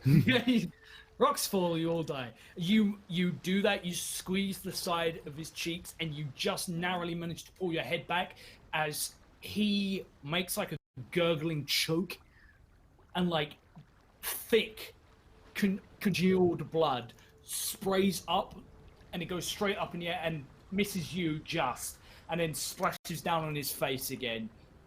But as like you look at, it seems to be almost like maybe you burst something, as opposed to him. He's not. There's no breath. It's just like an involuntary. Yeah. Tinker puts his finger into the ichor, and he puts it in his mouth.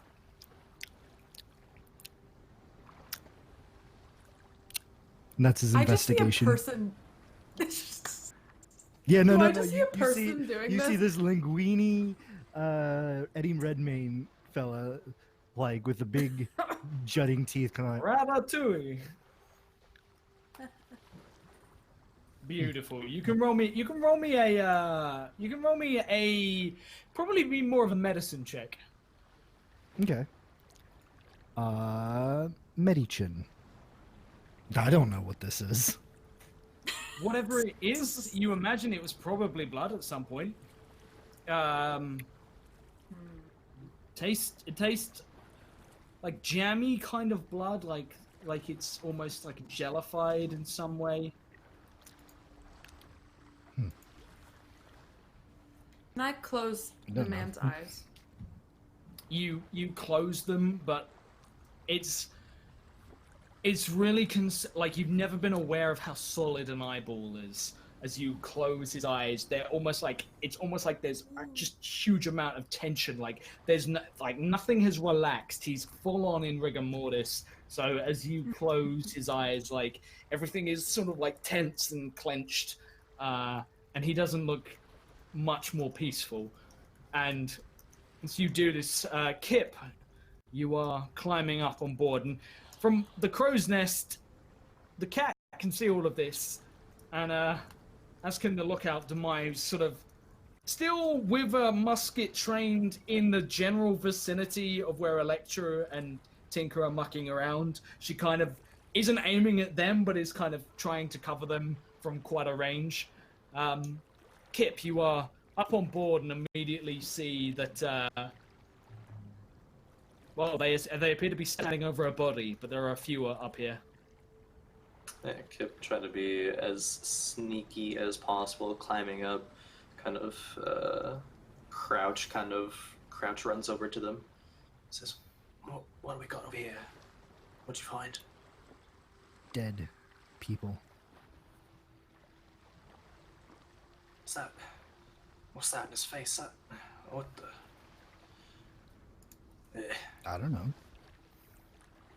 Strawberry jam. Probably. I don't like this. I don't like this at all. How many bodies are around again? Somewhere in the region of 20 on deck. They all look like they've fallen. Some of them are grouped up, some of them are on their own. One of them, actually one of the most garish displays, there is someone that is hanging from the rigging, but they're hanging low enough that you wouldn't have been able to have made them out particularly well. from your lower position on your lower ship. But now you're up here, you can see someone who's hanging by their ankle where they've fallen, and their sort of like hat has fallen off, their shirt has sort of like fallen, so it's like covering their face, and you can see on the inside of their shirt like what looks like blood and something that has congealed, maybe like vomit. Other than that, you don't hear anything.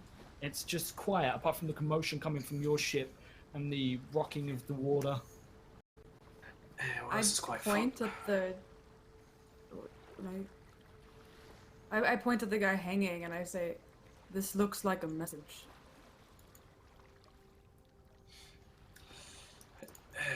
Yeah, I I suppose don't so. understand. Well, me neither. I go searching for people. Okay. You And then he signs that and he just like turns and he goes below deck. Okay, you make your way away from them signing that you're going to go look for people, and you make your way to the first hatch, which is open near where the captain's quarters is. Go down below deck. Down here, you see a few individual people that are gathered in sort of like hammocks and very similar bedding attire that you have aboard your ship, and they similarly look like they are unmoving, just gently swaying with the ship. But you hear something coming from down below, from the brig. I make my way down to the brig. Okay. So you Is make your way anybody down. going with Tinker? Tinker looks like he's just wandered off, unless Kip or Electra are. I was going to cut the man hanging down, try to do it gently, and then I was Roll me an probably going to athletics follow Tinker. Well, Roll me if an athletics check to cut him down without like dropping him on his head. You That's bad for me. you cut him, and then you're holding onto his foot, and his boot comes off, and he just head smashes into the deck, and he slumps down into a heap, but doesn't complain. if Tinker goes down alone, Flotsam is gonna jump down and then like walk across the rope and follow after Tinker. You sort of like clamber your way down. I'll say you arrive just after Electra has caved a man's skull against the deck, just like smashed it into oblivion. Did anybody care that I just like walked across the rope? The cat's kind of got a mind of its own. People Okay. sort of like watch you go. You probably get in the way, like you jump onto the rope as Dakar is about to try and climb up, and he sort of like has to look at a cat's ass for a moment and then complains, and it's just like, why do we even keep this fucking cat? Like draws a pistol, and then people sort of like push him all aside, like you can't shoot the cat. I rolled a nat 20 on my charisma check. I am beloved. You are beloved by everyone other than Dakar, who is a cat kicking psychotic. Fair, but yeah. Anyway, she's good. She's gonna go, like. The cat jumps up and makes her way up there. Flotsam joining Kip on deck. What is Kip doing? Kip would have observed Electra cutting down the individual from the ropes. Make an offhand comment, kind of probably loud enough for Electra to hear. Say, could be a bit more careful with that, you know, but all right. I'm gonna try to put his shoe back on. Like slide his boot back on, like try and cover him up, make him look a little bit better. Like, oh Yeah, God. I feel bad. So And then Kip will go follow where Tinker went a bit after him. So holding the deck, Electra, you are sort of left on deck for a moment as Kip makes his way down below deck, narrowly outrun by the cat, who jumps up and shoots down that that hole into below deck, and you immediately don't see Tinker, but you hear footsteps going down to the brig. Tinker, you're the first person to make it to the hold of the ship. There are many, many crates and barrels and things down here. Give me a perception check. Sure. What does a 23 get me? 23? It's a full cargo hold. There's a lot of stuff down here. You're not sure how valuable a lot of stuff is, but as you start looking from thing to thing, you see what looks to be some food supplies, a few other bits and pieces, maybe some personal effects, some items, maybe some swag, some jewelry, some clothing, silks. Looks like it could be good. Then you spot something at the back. You spot a doorway set into what looks to be a partition in the hull. And you see the doorway has heavy bars across it. Tinker goes up to the door, and he jiggles the door. It appears to be locked. Tinker kind of... There's like a small grid of mesh metal that provides you sort of like a peek hole through. Tinker unscrews one of his eyes, and he kind of like places it through the bars, and he kind of like uses it like a periscope. Okay. Well, what does he see? Laying down on the floor, probably a 5'4" looking creature with long white hair, very dirty, arms outstretched in kind of like that dead man's pose on the ground, not moving. Very fine clothes that have been ripped and torn in different pieces, and what you can see of skin tone is alabaster white, paler than moonlight-touched skin. Face is turning down to the ground, but you would be able to see the hint of an elven ear poking through her hairline. Corset wrapped tight around her, her skirt kind of pushed up just a bit, and broken items all around. And it would seem as though she is dead for just a moment when you hear a soft quivering.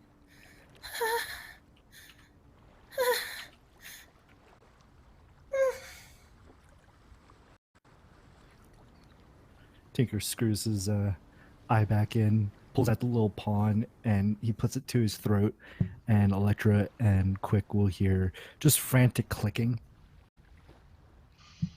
It just sounds like click, click, click, click, click, click, click, just really loud. It's just like somebody decides to have their microphone next to their mechanical keyboard, and they're playing the most intense game of League of Legends ever. And can I fit through the bars? Oh, sorry. No, you cannot fit through the bars, but the cat does come up and join you, Tinker. You can see through if you climb up onto some of like the personal items and crates that are down in the cargo hold. Like if you jump your way up, you will be able to see. And you can also probably smell someone down here as well, just through imagine the smell of sweat and everything else from what quite clearly is almost like a hold. All right, but the bars are too close together for a cat to fit through. Tinker yes, out I mean they're like a few inches wide. Okay. Tinker pulls out some thieves' tools that he has, and he is going to attempt to break into this this brig with his thieves' tools. Okay. You with a 17. 17. Okay, you start tinkering away as Kip, you come down here and see a whole hold that looks promising. You see a lot of big boxes, but you see a lot of small boxes labeled fragile. A lot of things that look sort of... and you see like what look to be brands on the side of the wood, And a lot of these brands seem to have like passenger numbers next to them. These are personal effects. These are things that look like they are potentially belonging to individual people and are valuable enough to be stored in the hold. There could be some good stuff down here, but you also see that Tinker is trying to unlock a doorway down there. Upon making his way over, Kip will first try to open up one of these crates and see what's inside, one of the smaller ones. Okay. Are you just trying to, like, lift it open? You probably, in fact, there'd probably be a crowbar down here for that sort of thing that you could rustle up. Kip pull out his own crowbar and try to. Well, there you are. Try Give to me an athletics check. open one. At advantage. Athletics. Okay. It's advantage 14. And 14, the first one, you have to basically like put your whole weight and basically hang off the bar and then bounce up and down, and then the lid pops open, and immediately you look inside. You see what looks to be a large crate, maybe sort of 4 foot across by 4 foot across and 4 foot deep. And you look in, pulling yourself up. It's full of straw, but something glints inside.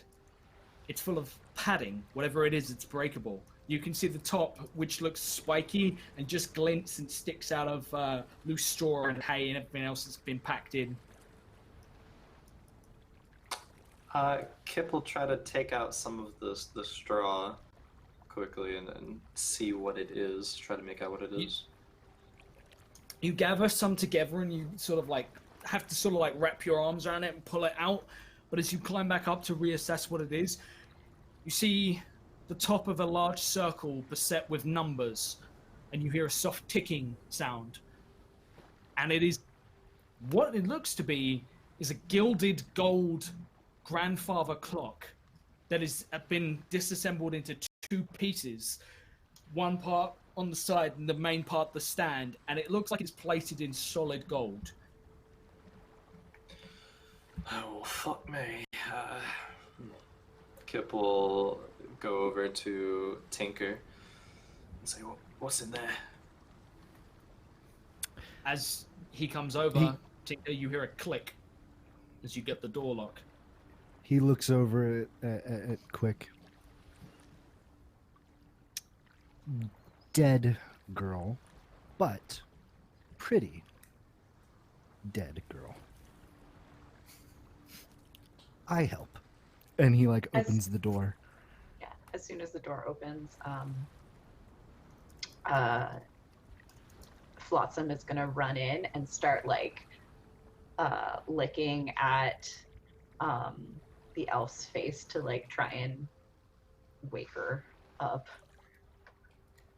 I would twitch and my eyes would bolt open, and you would see kind of a pale seafoam green eyes, and the pupils would be extraordinarily dilated before they look at you.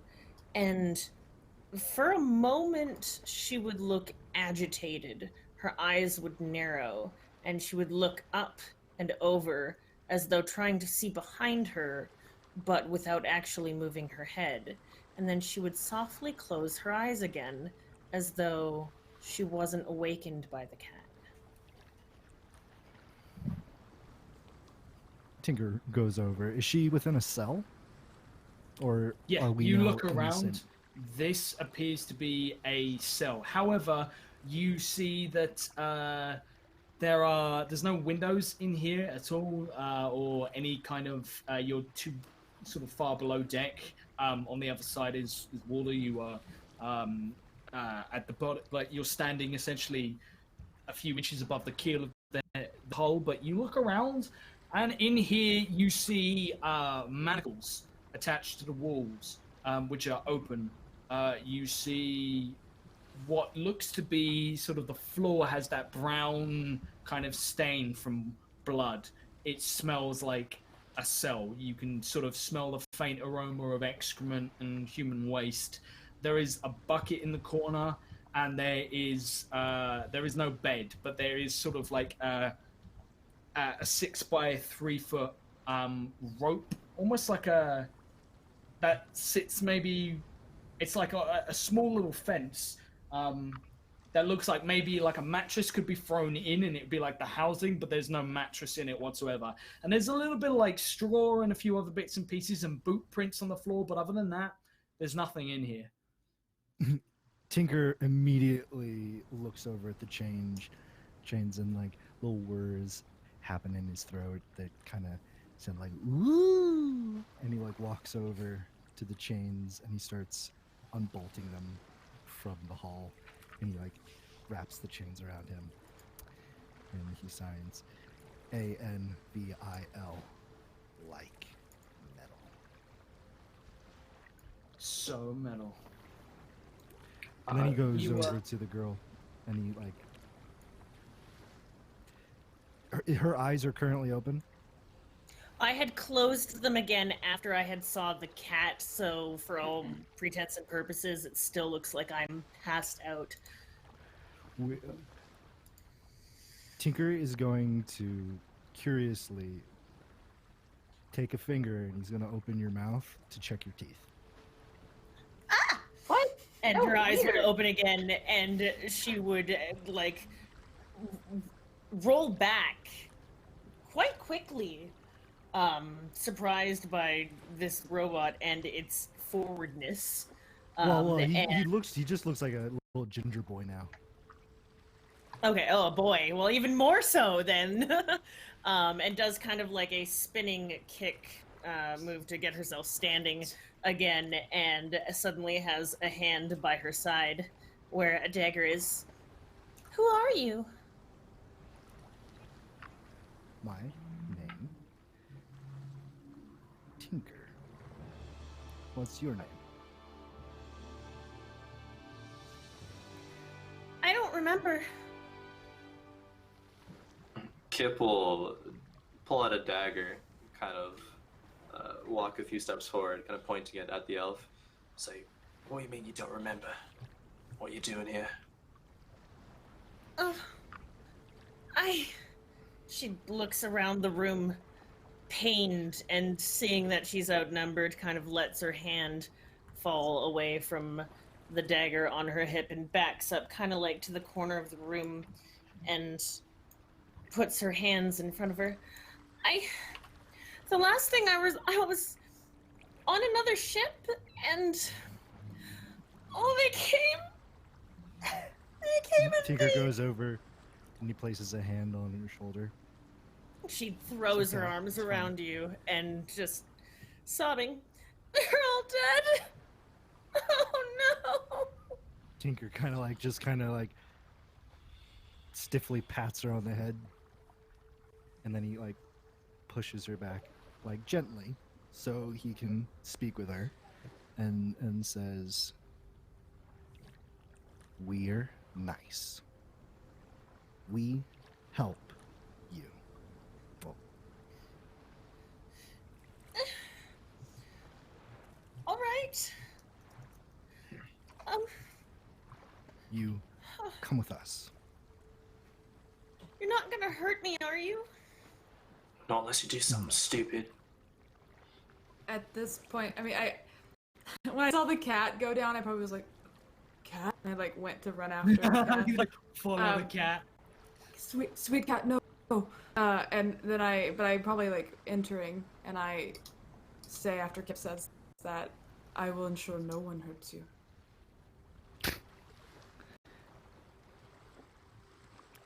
She smiles softly and just puts her hands down by her side. She is armed and isn't trying to hide it. She has a whip that would have been near her that she would have picked up as she was standing. She has a hand crossbow that she also picks up, and she grabs a set of manacles off the wall, ties her, and puts it onto her belt. Well, now that we're all friends, can we please get out of here? Do you have any food? Well, I don't know quite about that one, but yeah, let's go. Tinker pulls out a canister of oil And hands it to her. Takes it.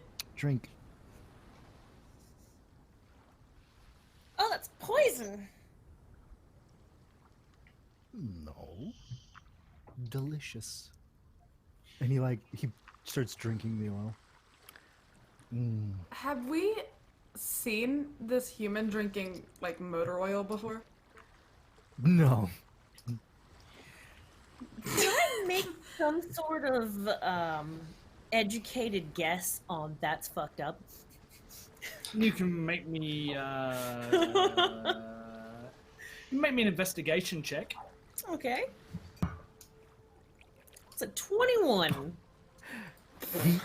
He burps, and then as soon as he burps, one of his eyes, the eyes that he uses as a periscope, pops out, and then it turns back into the little kind of it's like a halogen bulb almost kind of deal as it rolls around on the ground, and he's like, oh, and he starts scrambling around for it, and then the illusion starts to dissipate, and then where this little ginger boy was is now this bald robot in a trench coat and plaid scarf as he's trying to chase after his eye. I'll help him grab his eye. Despite the kind of damselly in distress that she was pulling earlier, there is a flash of intense desire that crosses her face as she looks at this thing in front of her, and she even so much brings her hands up in front of her and steeples them lightly. Oh, that is fascinating. Electra, did you pick up his eye, you said? Yeah, Flotsam has been playing with it. The cat is like... He takes it, and then he goes over to what looks to be like a wash bin, and he dunks it in there, and he takes the end of his scarf, and it's not water. It's not. And he just cleans it, and he just screws it back into his head.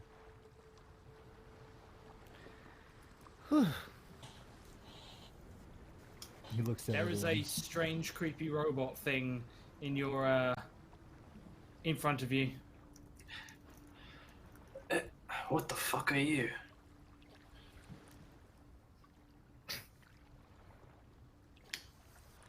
I'm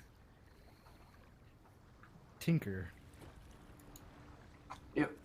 Who you? What do you mean, you just changed into whatever that is? And then he picks up the same liquid bin, and he looks down at it, and he's like, oh.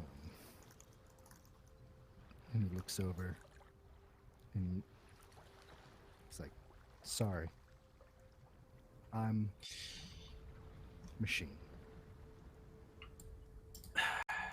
Machine. Well, we better get back to our ship, right? We got this one. We got a lot of stuff here. We'll make this as quick as So possible. far, you guys are the only people who have come aboard. You are the people who've been sent aboard to die when the ambush comes. So what you report back is entirely on you guys. I will follow behind them, just kind of. Okay.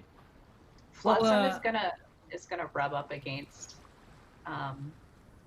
this elf's legs just to see how they react.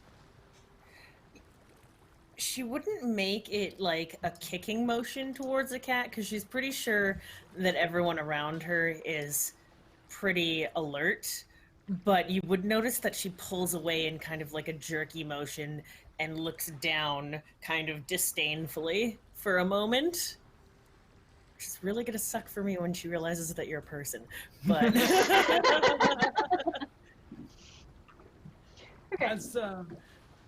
as you guys start making your way out, Kip, you've opened a few of these boxes.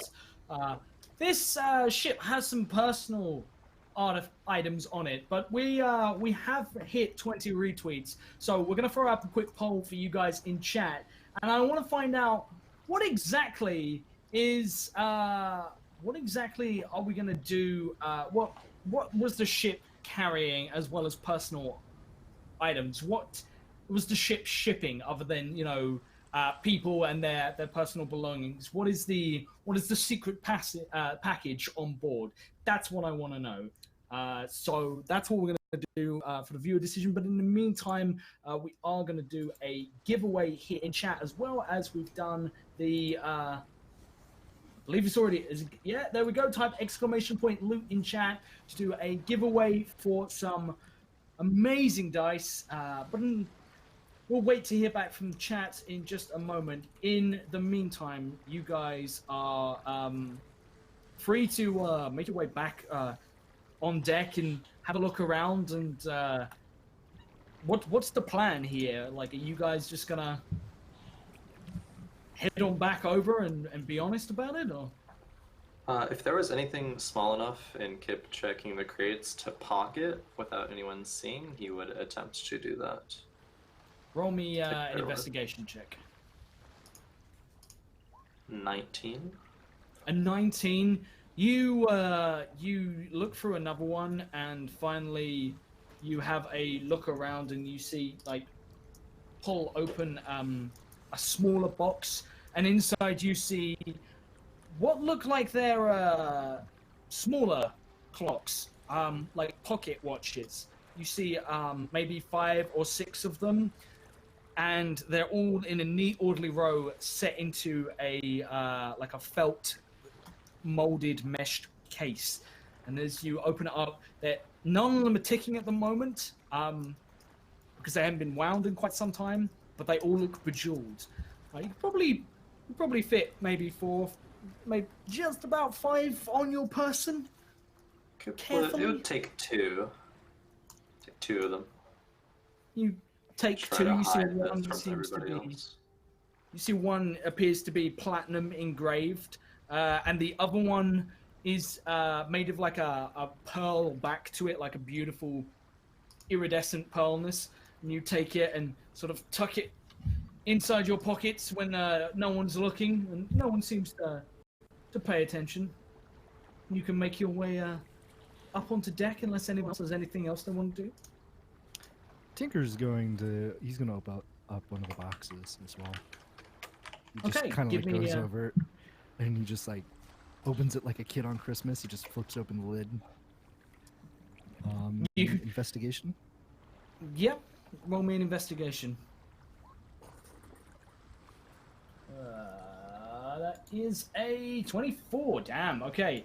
You have a look around. You pop open, and inside, have a look around, and what you see is silk. You see like folded silk in piles, and it doesn't look like it looks like raw material, but very fine, very expensive.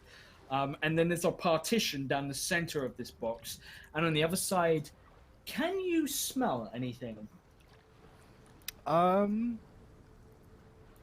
I mean, I'm gonna say no because I don't need to eat, drink, or breathe. Okay. I don't know, because see, that's another thing that they don't really tell you. So I'm gonna leave It's it up up to to the you. DM. We'll leave I it up tell to you what, we'll roll for it. We'll roll for it. Odds I do, Roll. evens I don't. Okay. 1, 2, 3. Odds you do. It's a 3. You get a strange smell of something sharp and spicy, and as you look down, there's something packed in what look to be small round bags that have been sealed up with drawstring, but you can see like browns and reddish powder that seems to be gathered together and put into a small collection, almost like nestled in like eggs. Tinker kind of like picks up one of these vials, looks at it, and he's gonna try to determine what kind of powder this is. He is proficient in alchemist tools, so if it's any kind of like alchemical reagent, he probably would I'll let you use it. understand. Yeah. So he's just going to use his alchemist supply tools to kind of figure out what this is. 19. This is the equivalent of suicide hot sauce. It's just not been mixed with anything. This is spice. This is Ooh, incredibly potent spice. He dips his finger in it and he kind of like licks it. Ooh. Like whatever like your meter is that you've got that is like to determine like flavor, it like just hits one end of that and the bar just remains there. Like if it was like a gauge, it would just like snap up and remain in place.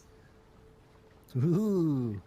He like taps the cork back onto the bottle and he starts dragging this crate with him. You're gonna try to. It's like it's a good sort of sizable crate. You know, you can give me an athletics check to try and pick it up if you want. No, he's not. This guy. Okay. You guys just hear. You hear Tinker just scratching the floor with his feet as he's basically pawing at the floor but not moving as he's trying to drag this huge crate of supplies. I go over to, and I say, "Do you need help, metal friend?" And I'll try to just like literally aside and lift it up and. Give me an athletics check at advantage if he's helping you out, and you can. Yep.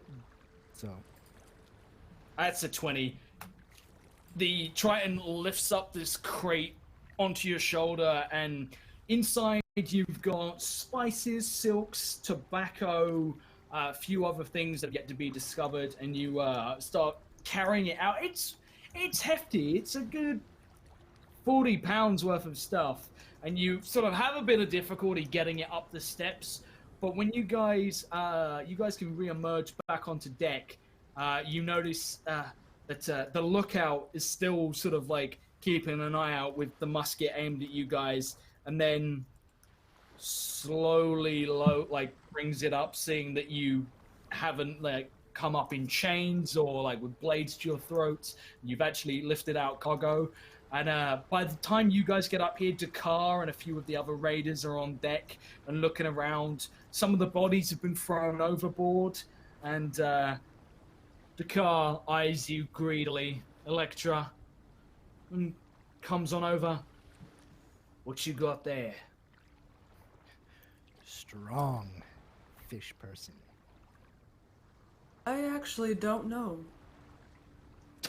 It's for him.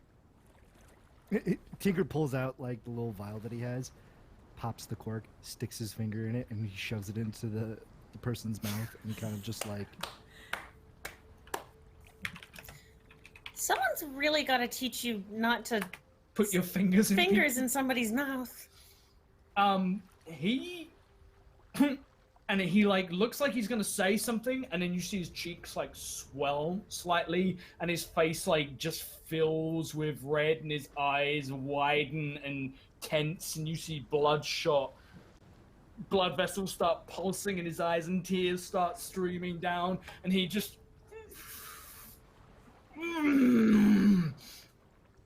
and turns and starts making his way away from one of the men.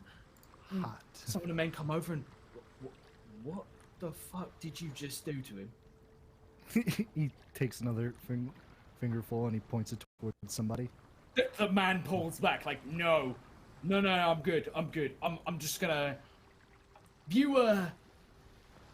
Have you checked the captain's quarters? Right, and he says, I'm gonna go do that, like, trying to get away from the spice demon. Have you put your disguise up again? No. He's too enamored with the spice. He's like, you know those pixie candies, those pixie sticks thing? Not Yeah. Like Willy Wonka, where you got like the little mint dipsticks. things. Yeah. Dipsticks, and he's just doing that with the spice. Have I seen anything like this creature, this Warforged creature before, or read anything about it? Roll me a history check. History? Come on, that is a 10. No, you haven't ever heard of anything like this. You're not even sure what he is or how he's doing stuff. What Like are moving. you? I'm an elf. See? What are you?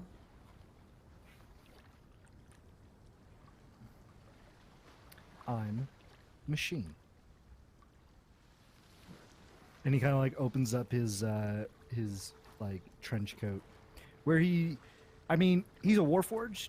I mean, I guess he has like some like artificer's belts and tools and stuff. But warforges don't really have gender and whatnot, so he doesn't really wear any clothes other than his jacket and his scarf. So it's just like you see this intermingling of wood and metal, and he kind of like, he has a little gem right on like the center of his collarbone, and he kind of presses it, and the chest piece opens up, and there's just like this little magical orb that's all engraved, and it's just spinning in a gyro.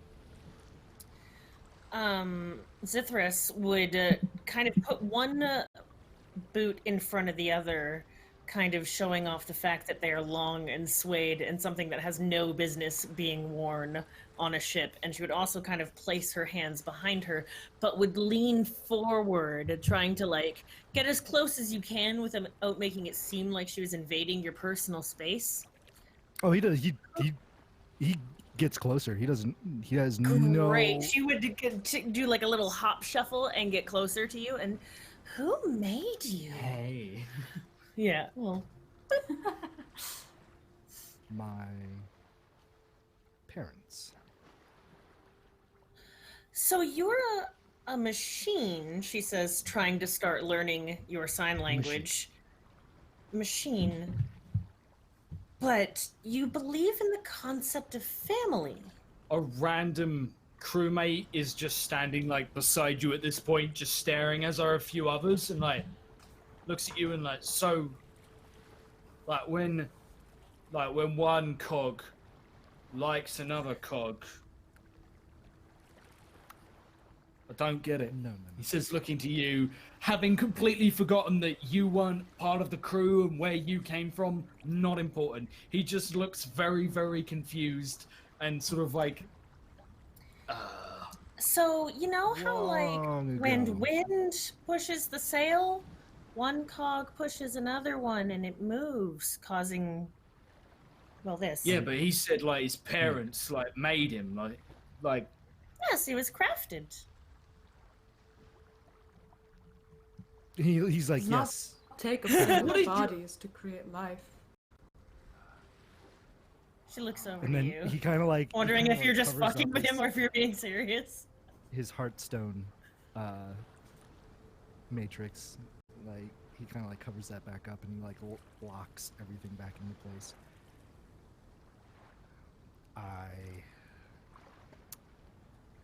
Way long ago, I was made. Don't know. How long? You don't know. Okay. What's everyone's passive perception?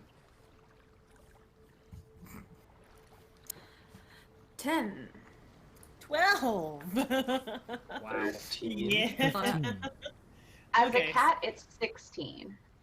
Oh, nice. Okay, 12. the cat, Kip, and Tinker all hear some of the crew. There's a crew member standing there. There's about 5 other crew members, and they're exchanging coins. He's taking bets, and he's like, all right, so currently the bets are his dad put his dick in, Flotsam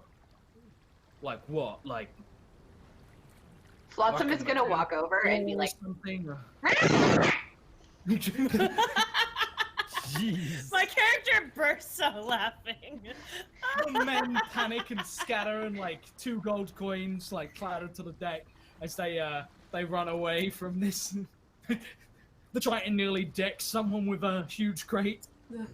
Can I mage hand sneaky one of those gold coins? Roll me a Kip was sleight of to hand. try to do the same, well, not the same thing, but go over and collect them. Kip Cat's definitely playing on with the- them. Sneaky bird here. Sneaky, You sneaky. can both roll me sleight of hand checks. That's a 21 on my sleight of hand. That is a natural one.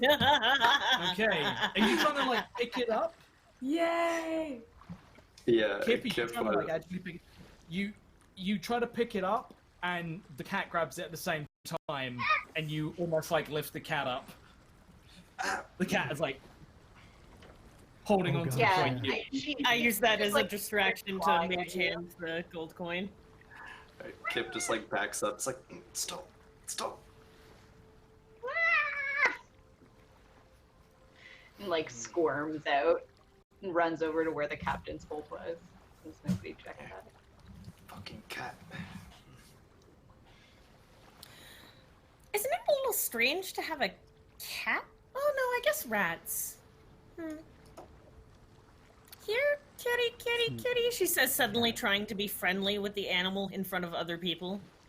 And gets down, kind of bending down, letting her skirt kind of ruffle out a bit, putting one hand on a knee and like reaching out towards You the can cat. roll me an animal handling and then blow it out your ass. Because it's not this a real cat's animal. got opinions. Yeah. So Yeah, there's my she'll- animal handling. she'll kind of like tilt her head and like walk over and like kind of nudge your hand. I would pet you like enthusiastically, like an animal lover would. Like her complete Can I- demeanor towards you would have Absolutely, you are. shifted entirely while people are watching. May I insight check? Yes, you absolutely may insight check. You have specifically seen she's been sketchy as fuck. Yeah, so Um, 15. Yeah, this is for sure like when you're not an animal person, but somebody brings their dog near you, and like you're just like, okay, nice dog, but like know that you'll insult everybody around you if you're not nice to the dog. Not Okay, wanting to okay. like, no hate, just like Just she's like, not good I'm with not a animals. cat person. Yeah. Yeah, I'm not Okay. a cat person. I'm being a cat person now because everybody here is a cat person, and that's just what you got to do to fit in. Yeah. So Flotsam will respect that and kind of like let you pet her for a little bit and then like walk away. Kind of like brush my hand off on the side of my skirt. As you guys do this, you hear with an almighty "Ugh!"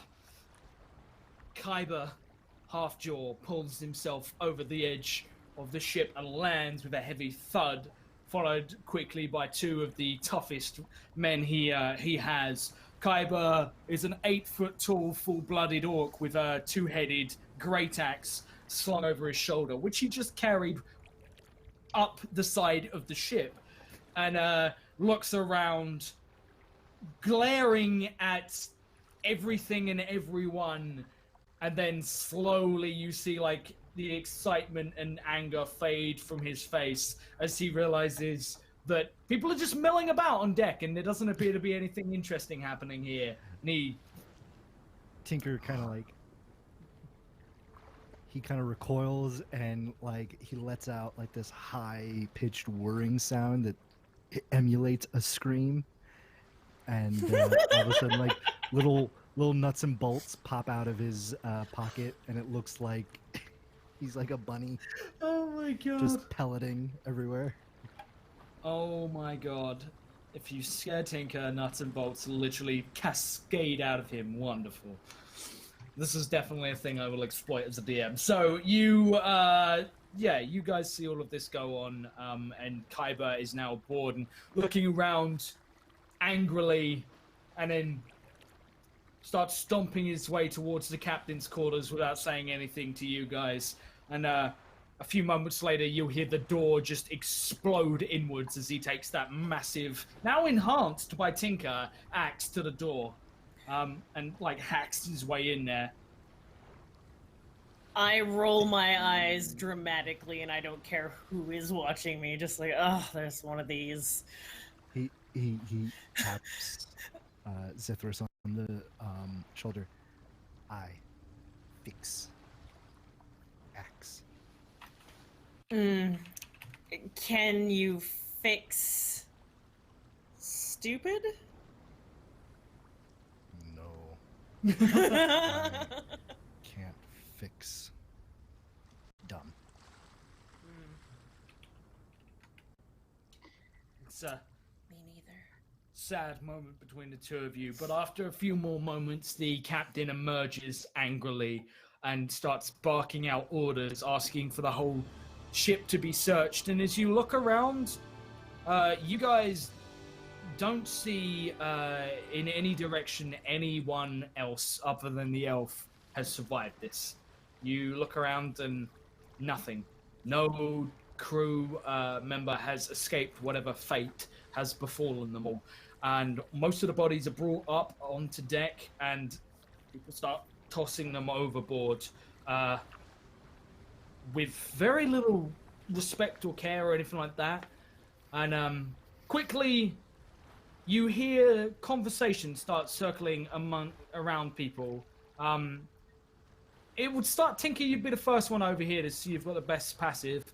You hear individuals saying, actually, the cat as well, because you've got like a passive 60. So yeah, you two hear conversations of people. I mean, we could probably make some repairs to the sails. There's people standing there looking up at the mast, and yeah, I reckon. And then other people sort of like, we could probably fit this ship out. And people are looking down at your ship, which drops like a good 2 decks, and sort of wrinkling their nose at that. Fix.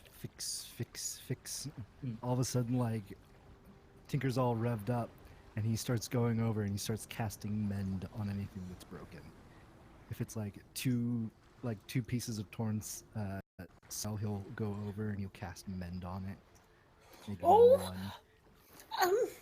You can fix stuff? She says, really, like, and holding out like the torn bits of her clothes and looking down, like, just pure desperation in her eyes. I can't sew. I see. I fix. And then he casts mend. Ah, you and I are going to be very good friends. It's, Good that friends. that fixing happens. There's a pause, and you sort of like the crew are busying themselves around here. Electra and Kip. The Monroe comes on over, looks at you, Electra, and is like, What are you carrying? Why are you carrying?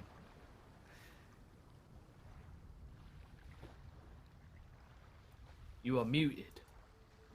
Have you lost your voice? You've gone completely... I had something caught in my throat and my cat's meowing a lot. You've spent too much time talking to Tinker. Or not talking to Tinker, more importantly. Yeah, she says, a shiny one. He wanted spicy things, so I wanted to help. Put it down. And he says, I put it down. Come over here. And he sees you, Kip, and he sort of like gestures for you to come over as well. And he says, look,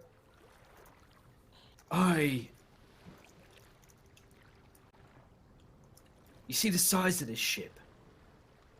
This is a proper ship. This is a proper ocean-faring ship. And we've taken it without any fucking damage other than the sails and whatever the hell killed the crew, but we can worry about that another time. But I mean, I don't think we should be unloading stuff onto our ship. I think we should be looking at moving some of our stuff over onto this ship.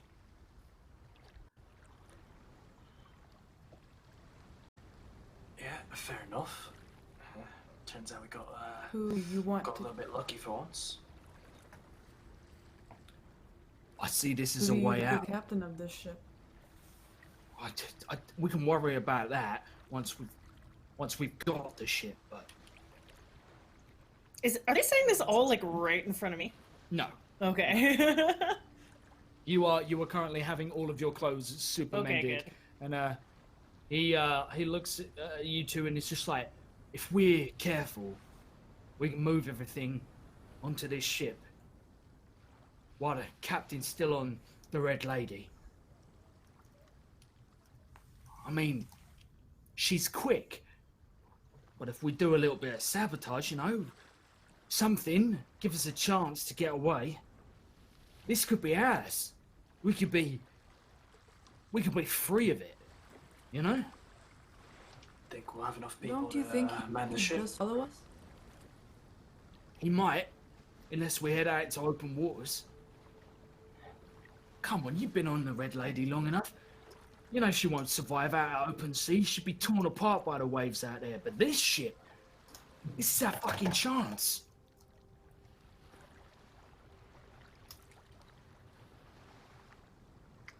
Look. Flotsam goes over and nudges Monroe, and then looks up at the crow's nest where Leeson is, and goes, meow. Wait, you go up to where in the... Leeson's in the crow's nest, right? Or is it still the other lady? He'd be up there as well with her. She's simply... Okay. She's still up there because she knows how to use a long-range rifle, but it is his turn up there, and he's up there as well, and yeah. So she's just gonna down at you. You okay? What's wrong? I'm just gonna run over. Just gonna leave and go make her way back up to the crow's nest. The cat watches finds go. the... Oh. He starts climbing down from the crow's nest, and you watch. Yeah, Monroe and you and Kip can watch the cat sort of rush up to the other crow's nest and then come down. And so obviously we need to take some of the crew with us, but we got to take the right crew members. People who are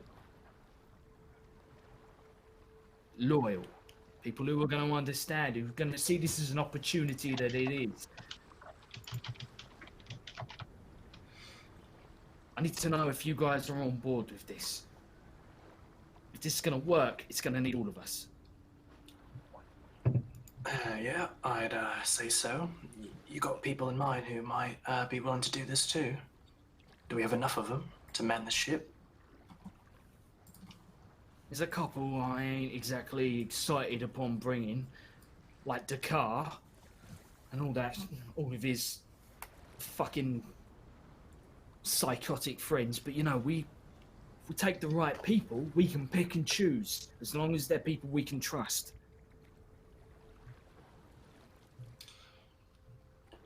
Look, I agree. we can't do anything until the captain's off this ship. Okay? So that means we've got until sunsets to figure out who we can trust, who we can bring with us, and who we're cutting loose. And then we've got to figure out how we're going to slow them down for long enough to get out to open seas.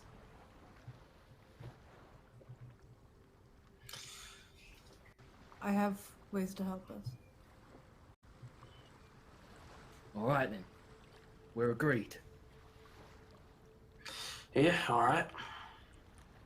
He nods to all of you, and then he glances an eye over towards the elf for a moment. And you, what'd you make of the new girl?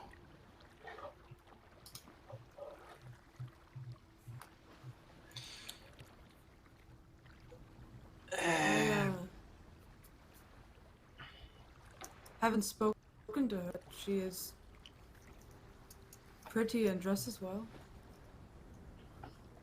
I say she knows the ship. Right? She was traveling on it. She might know its intended destination and all that. So I say we keep her and she a few might others. know. She might know what happened to the other crew members. But she also may have been the cause. Well, then there's a lot of us and only one of her, so let's keep it that way. And he holds out a hand to you, Electra. Agreed?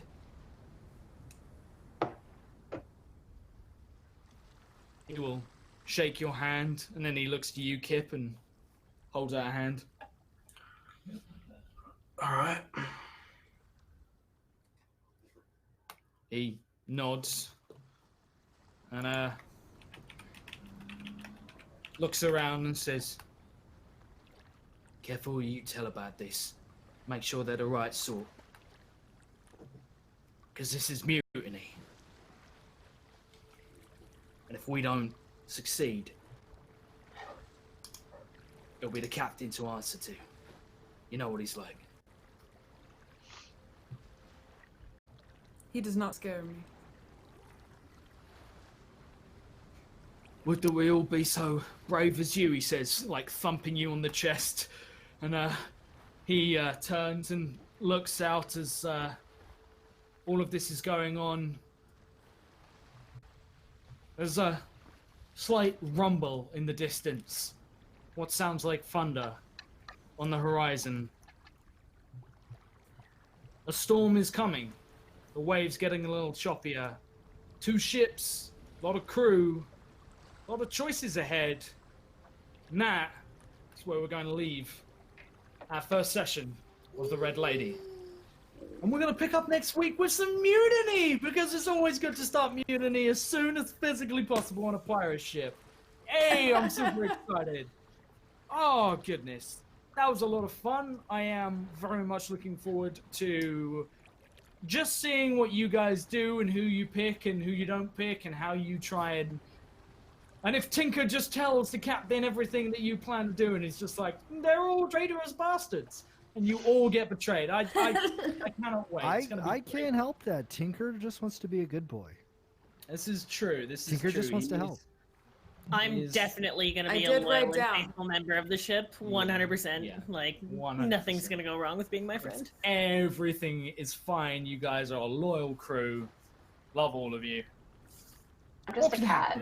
I don't know what you're just talking a about. cat, exactly. So, we're going to go around the cast and crew, find out where we can Start with Crone, because he's got to bail in exactly 2 minutes. In which case, we're going to start with Crone, because I know you've got to bounce out. Crone, buddy, pal, how was that? Who are you? Where are you? Where can we find you online? I enjoyed it. Definitely mutiny to start on episode 1. It's a little spicy, so I'll see how it goes next session. But yeah, thank you for having me. My name is Crone. You can find me on Twitter and Twitch, just at Crone, Khroen. I played a bunch of other D&D shows, and I'll tweet about them. I stream some Heroes of the Storm sometimes, soon to be World of Warcraft Classic when that eventually comes out, so that's what I'll be doing. But yeah, thanks for having me. Okay, fantastic. Thank you. If you got to bounce out, you go right ahead. But thank you very much for coming along. Nice girl. Is it JL or Nice Girl? How do you prefer? JL_Nice Girl, yeah. You can just call me Lauren. It's fine. Hi, I'm Lauren. There we go. Hey, how's that for you? That How's was great. acting? It's great. I have lots of experience. I think both my cats made an appearance this stream, so you know. But yeah, I didn't expect to be a cat the whole session, but I couldn't find the right time to not be a cat. So it's okay. You've got a pixie on the way. The second we start unpacking some of this loot, you are going to have your very own Tinkerbell, which are going to come up with a voice for and everything. It's going to be great. Where can we find you online? Oh yeah. Sorry, outros. Right. Okay. Hi. I am JL_Nice Girl on Twitter. I am Starving Soubrette on Twitch. You can find me playing games on the internet with my friends. You can check out my pinned tweet to find out where that is. And just announced a couple days ago, but I just found out today, that if you are in the London, Ontario area, I will be doing a panel at Forest City Comic-Con on June 1st about safety tools in role-playing with Kiana at Kiana S. So if you're in that Ontario area, come check it out. It'll be a fun time. Fantastic. I suppose we should speak to Zippy as begrudgingly as I. But he's already betraying the party. What a surprise! What a guy! I'm not betraying. I am Zippy. You're the only loyal member of the crew. I am Zippy underscore Zippo. You knock. I am a variety streamer here on Twitch. I play a bunch of games. Sometimes I mainly do MTG Arena. Sometimes I do World of Warcraft. It all depends on which way the winds blow me. On Monday, I will be doing a sponsored stream for Wizards of the Coast for MTG Arena. So if you're into that, come on by, drop me a follow at Zippy_Zippo. Also, you can follow me on Twitter at gaming.exp, where you can find when I go live. Boom. Fantastic. Speaking of fantastic, we'll skip role players entirely. Yeah. Hey, how you doing? How was that? Oh, I thought you were actually going to. Yeah, no, actually just like entirely. It was really good. It was definitely the setup scene that I wanted it to be. I really liked the interactions with the kitty because it kind of got to show the little bit of the darker nature that I'm hiding in the background. You got screwed right at the beginning, and that yeah, was perfect. the cat fucked over my whole plan of being completely innocent because I didn't know that she's a person, the druid thinger. So she's definitely going to be more aware in the future. But you can find me on Mondays on Role Players, my channel, Age of Arcana, 5 o'clock to 8 o'clock PST, Homebrew World by a Wandering DM, which is absolutely incredible and will be out for release soon. Tuesdays, we do the Long March Campaign 3 over on my channel again between 2 o'clock and 5 o'clock. It is really, really, really awesome and is 600 years in the future. And Crone is actually a part of the show as well as Josh, which is very nice. Wednesdays, you can find me over on Tales from the Grim, where I do a May Black Roses Bloom campaign, which is Kryn and Ravenloft pushed together. Thursdays is our Critical Role hangout day in our Discord and just all around D&D fun and shenanigans. Friday we have off so that we can recover from said shenanigans, and Saturdays you can find me here, and I'm hoping to pick up a couple other shows along the way. My Discord is an interactive Twitch D&D Discord, MUDs, text-based role-playing like back in the day.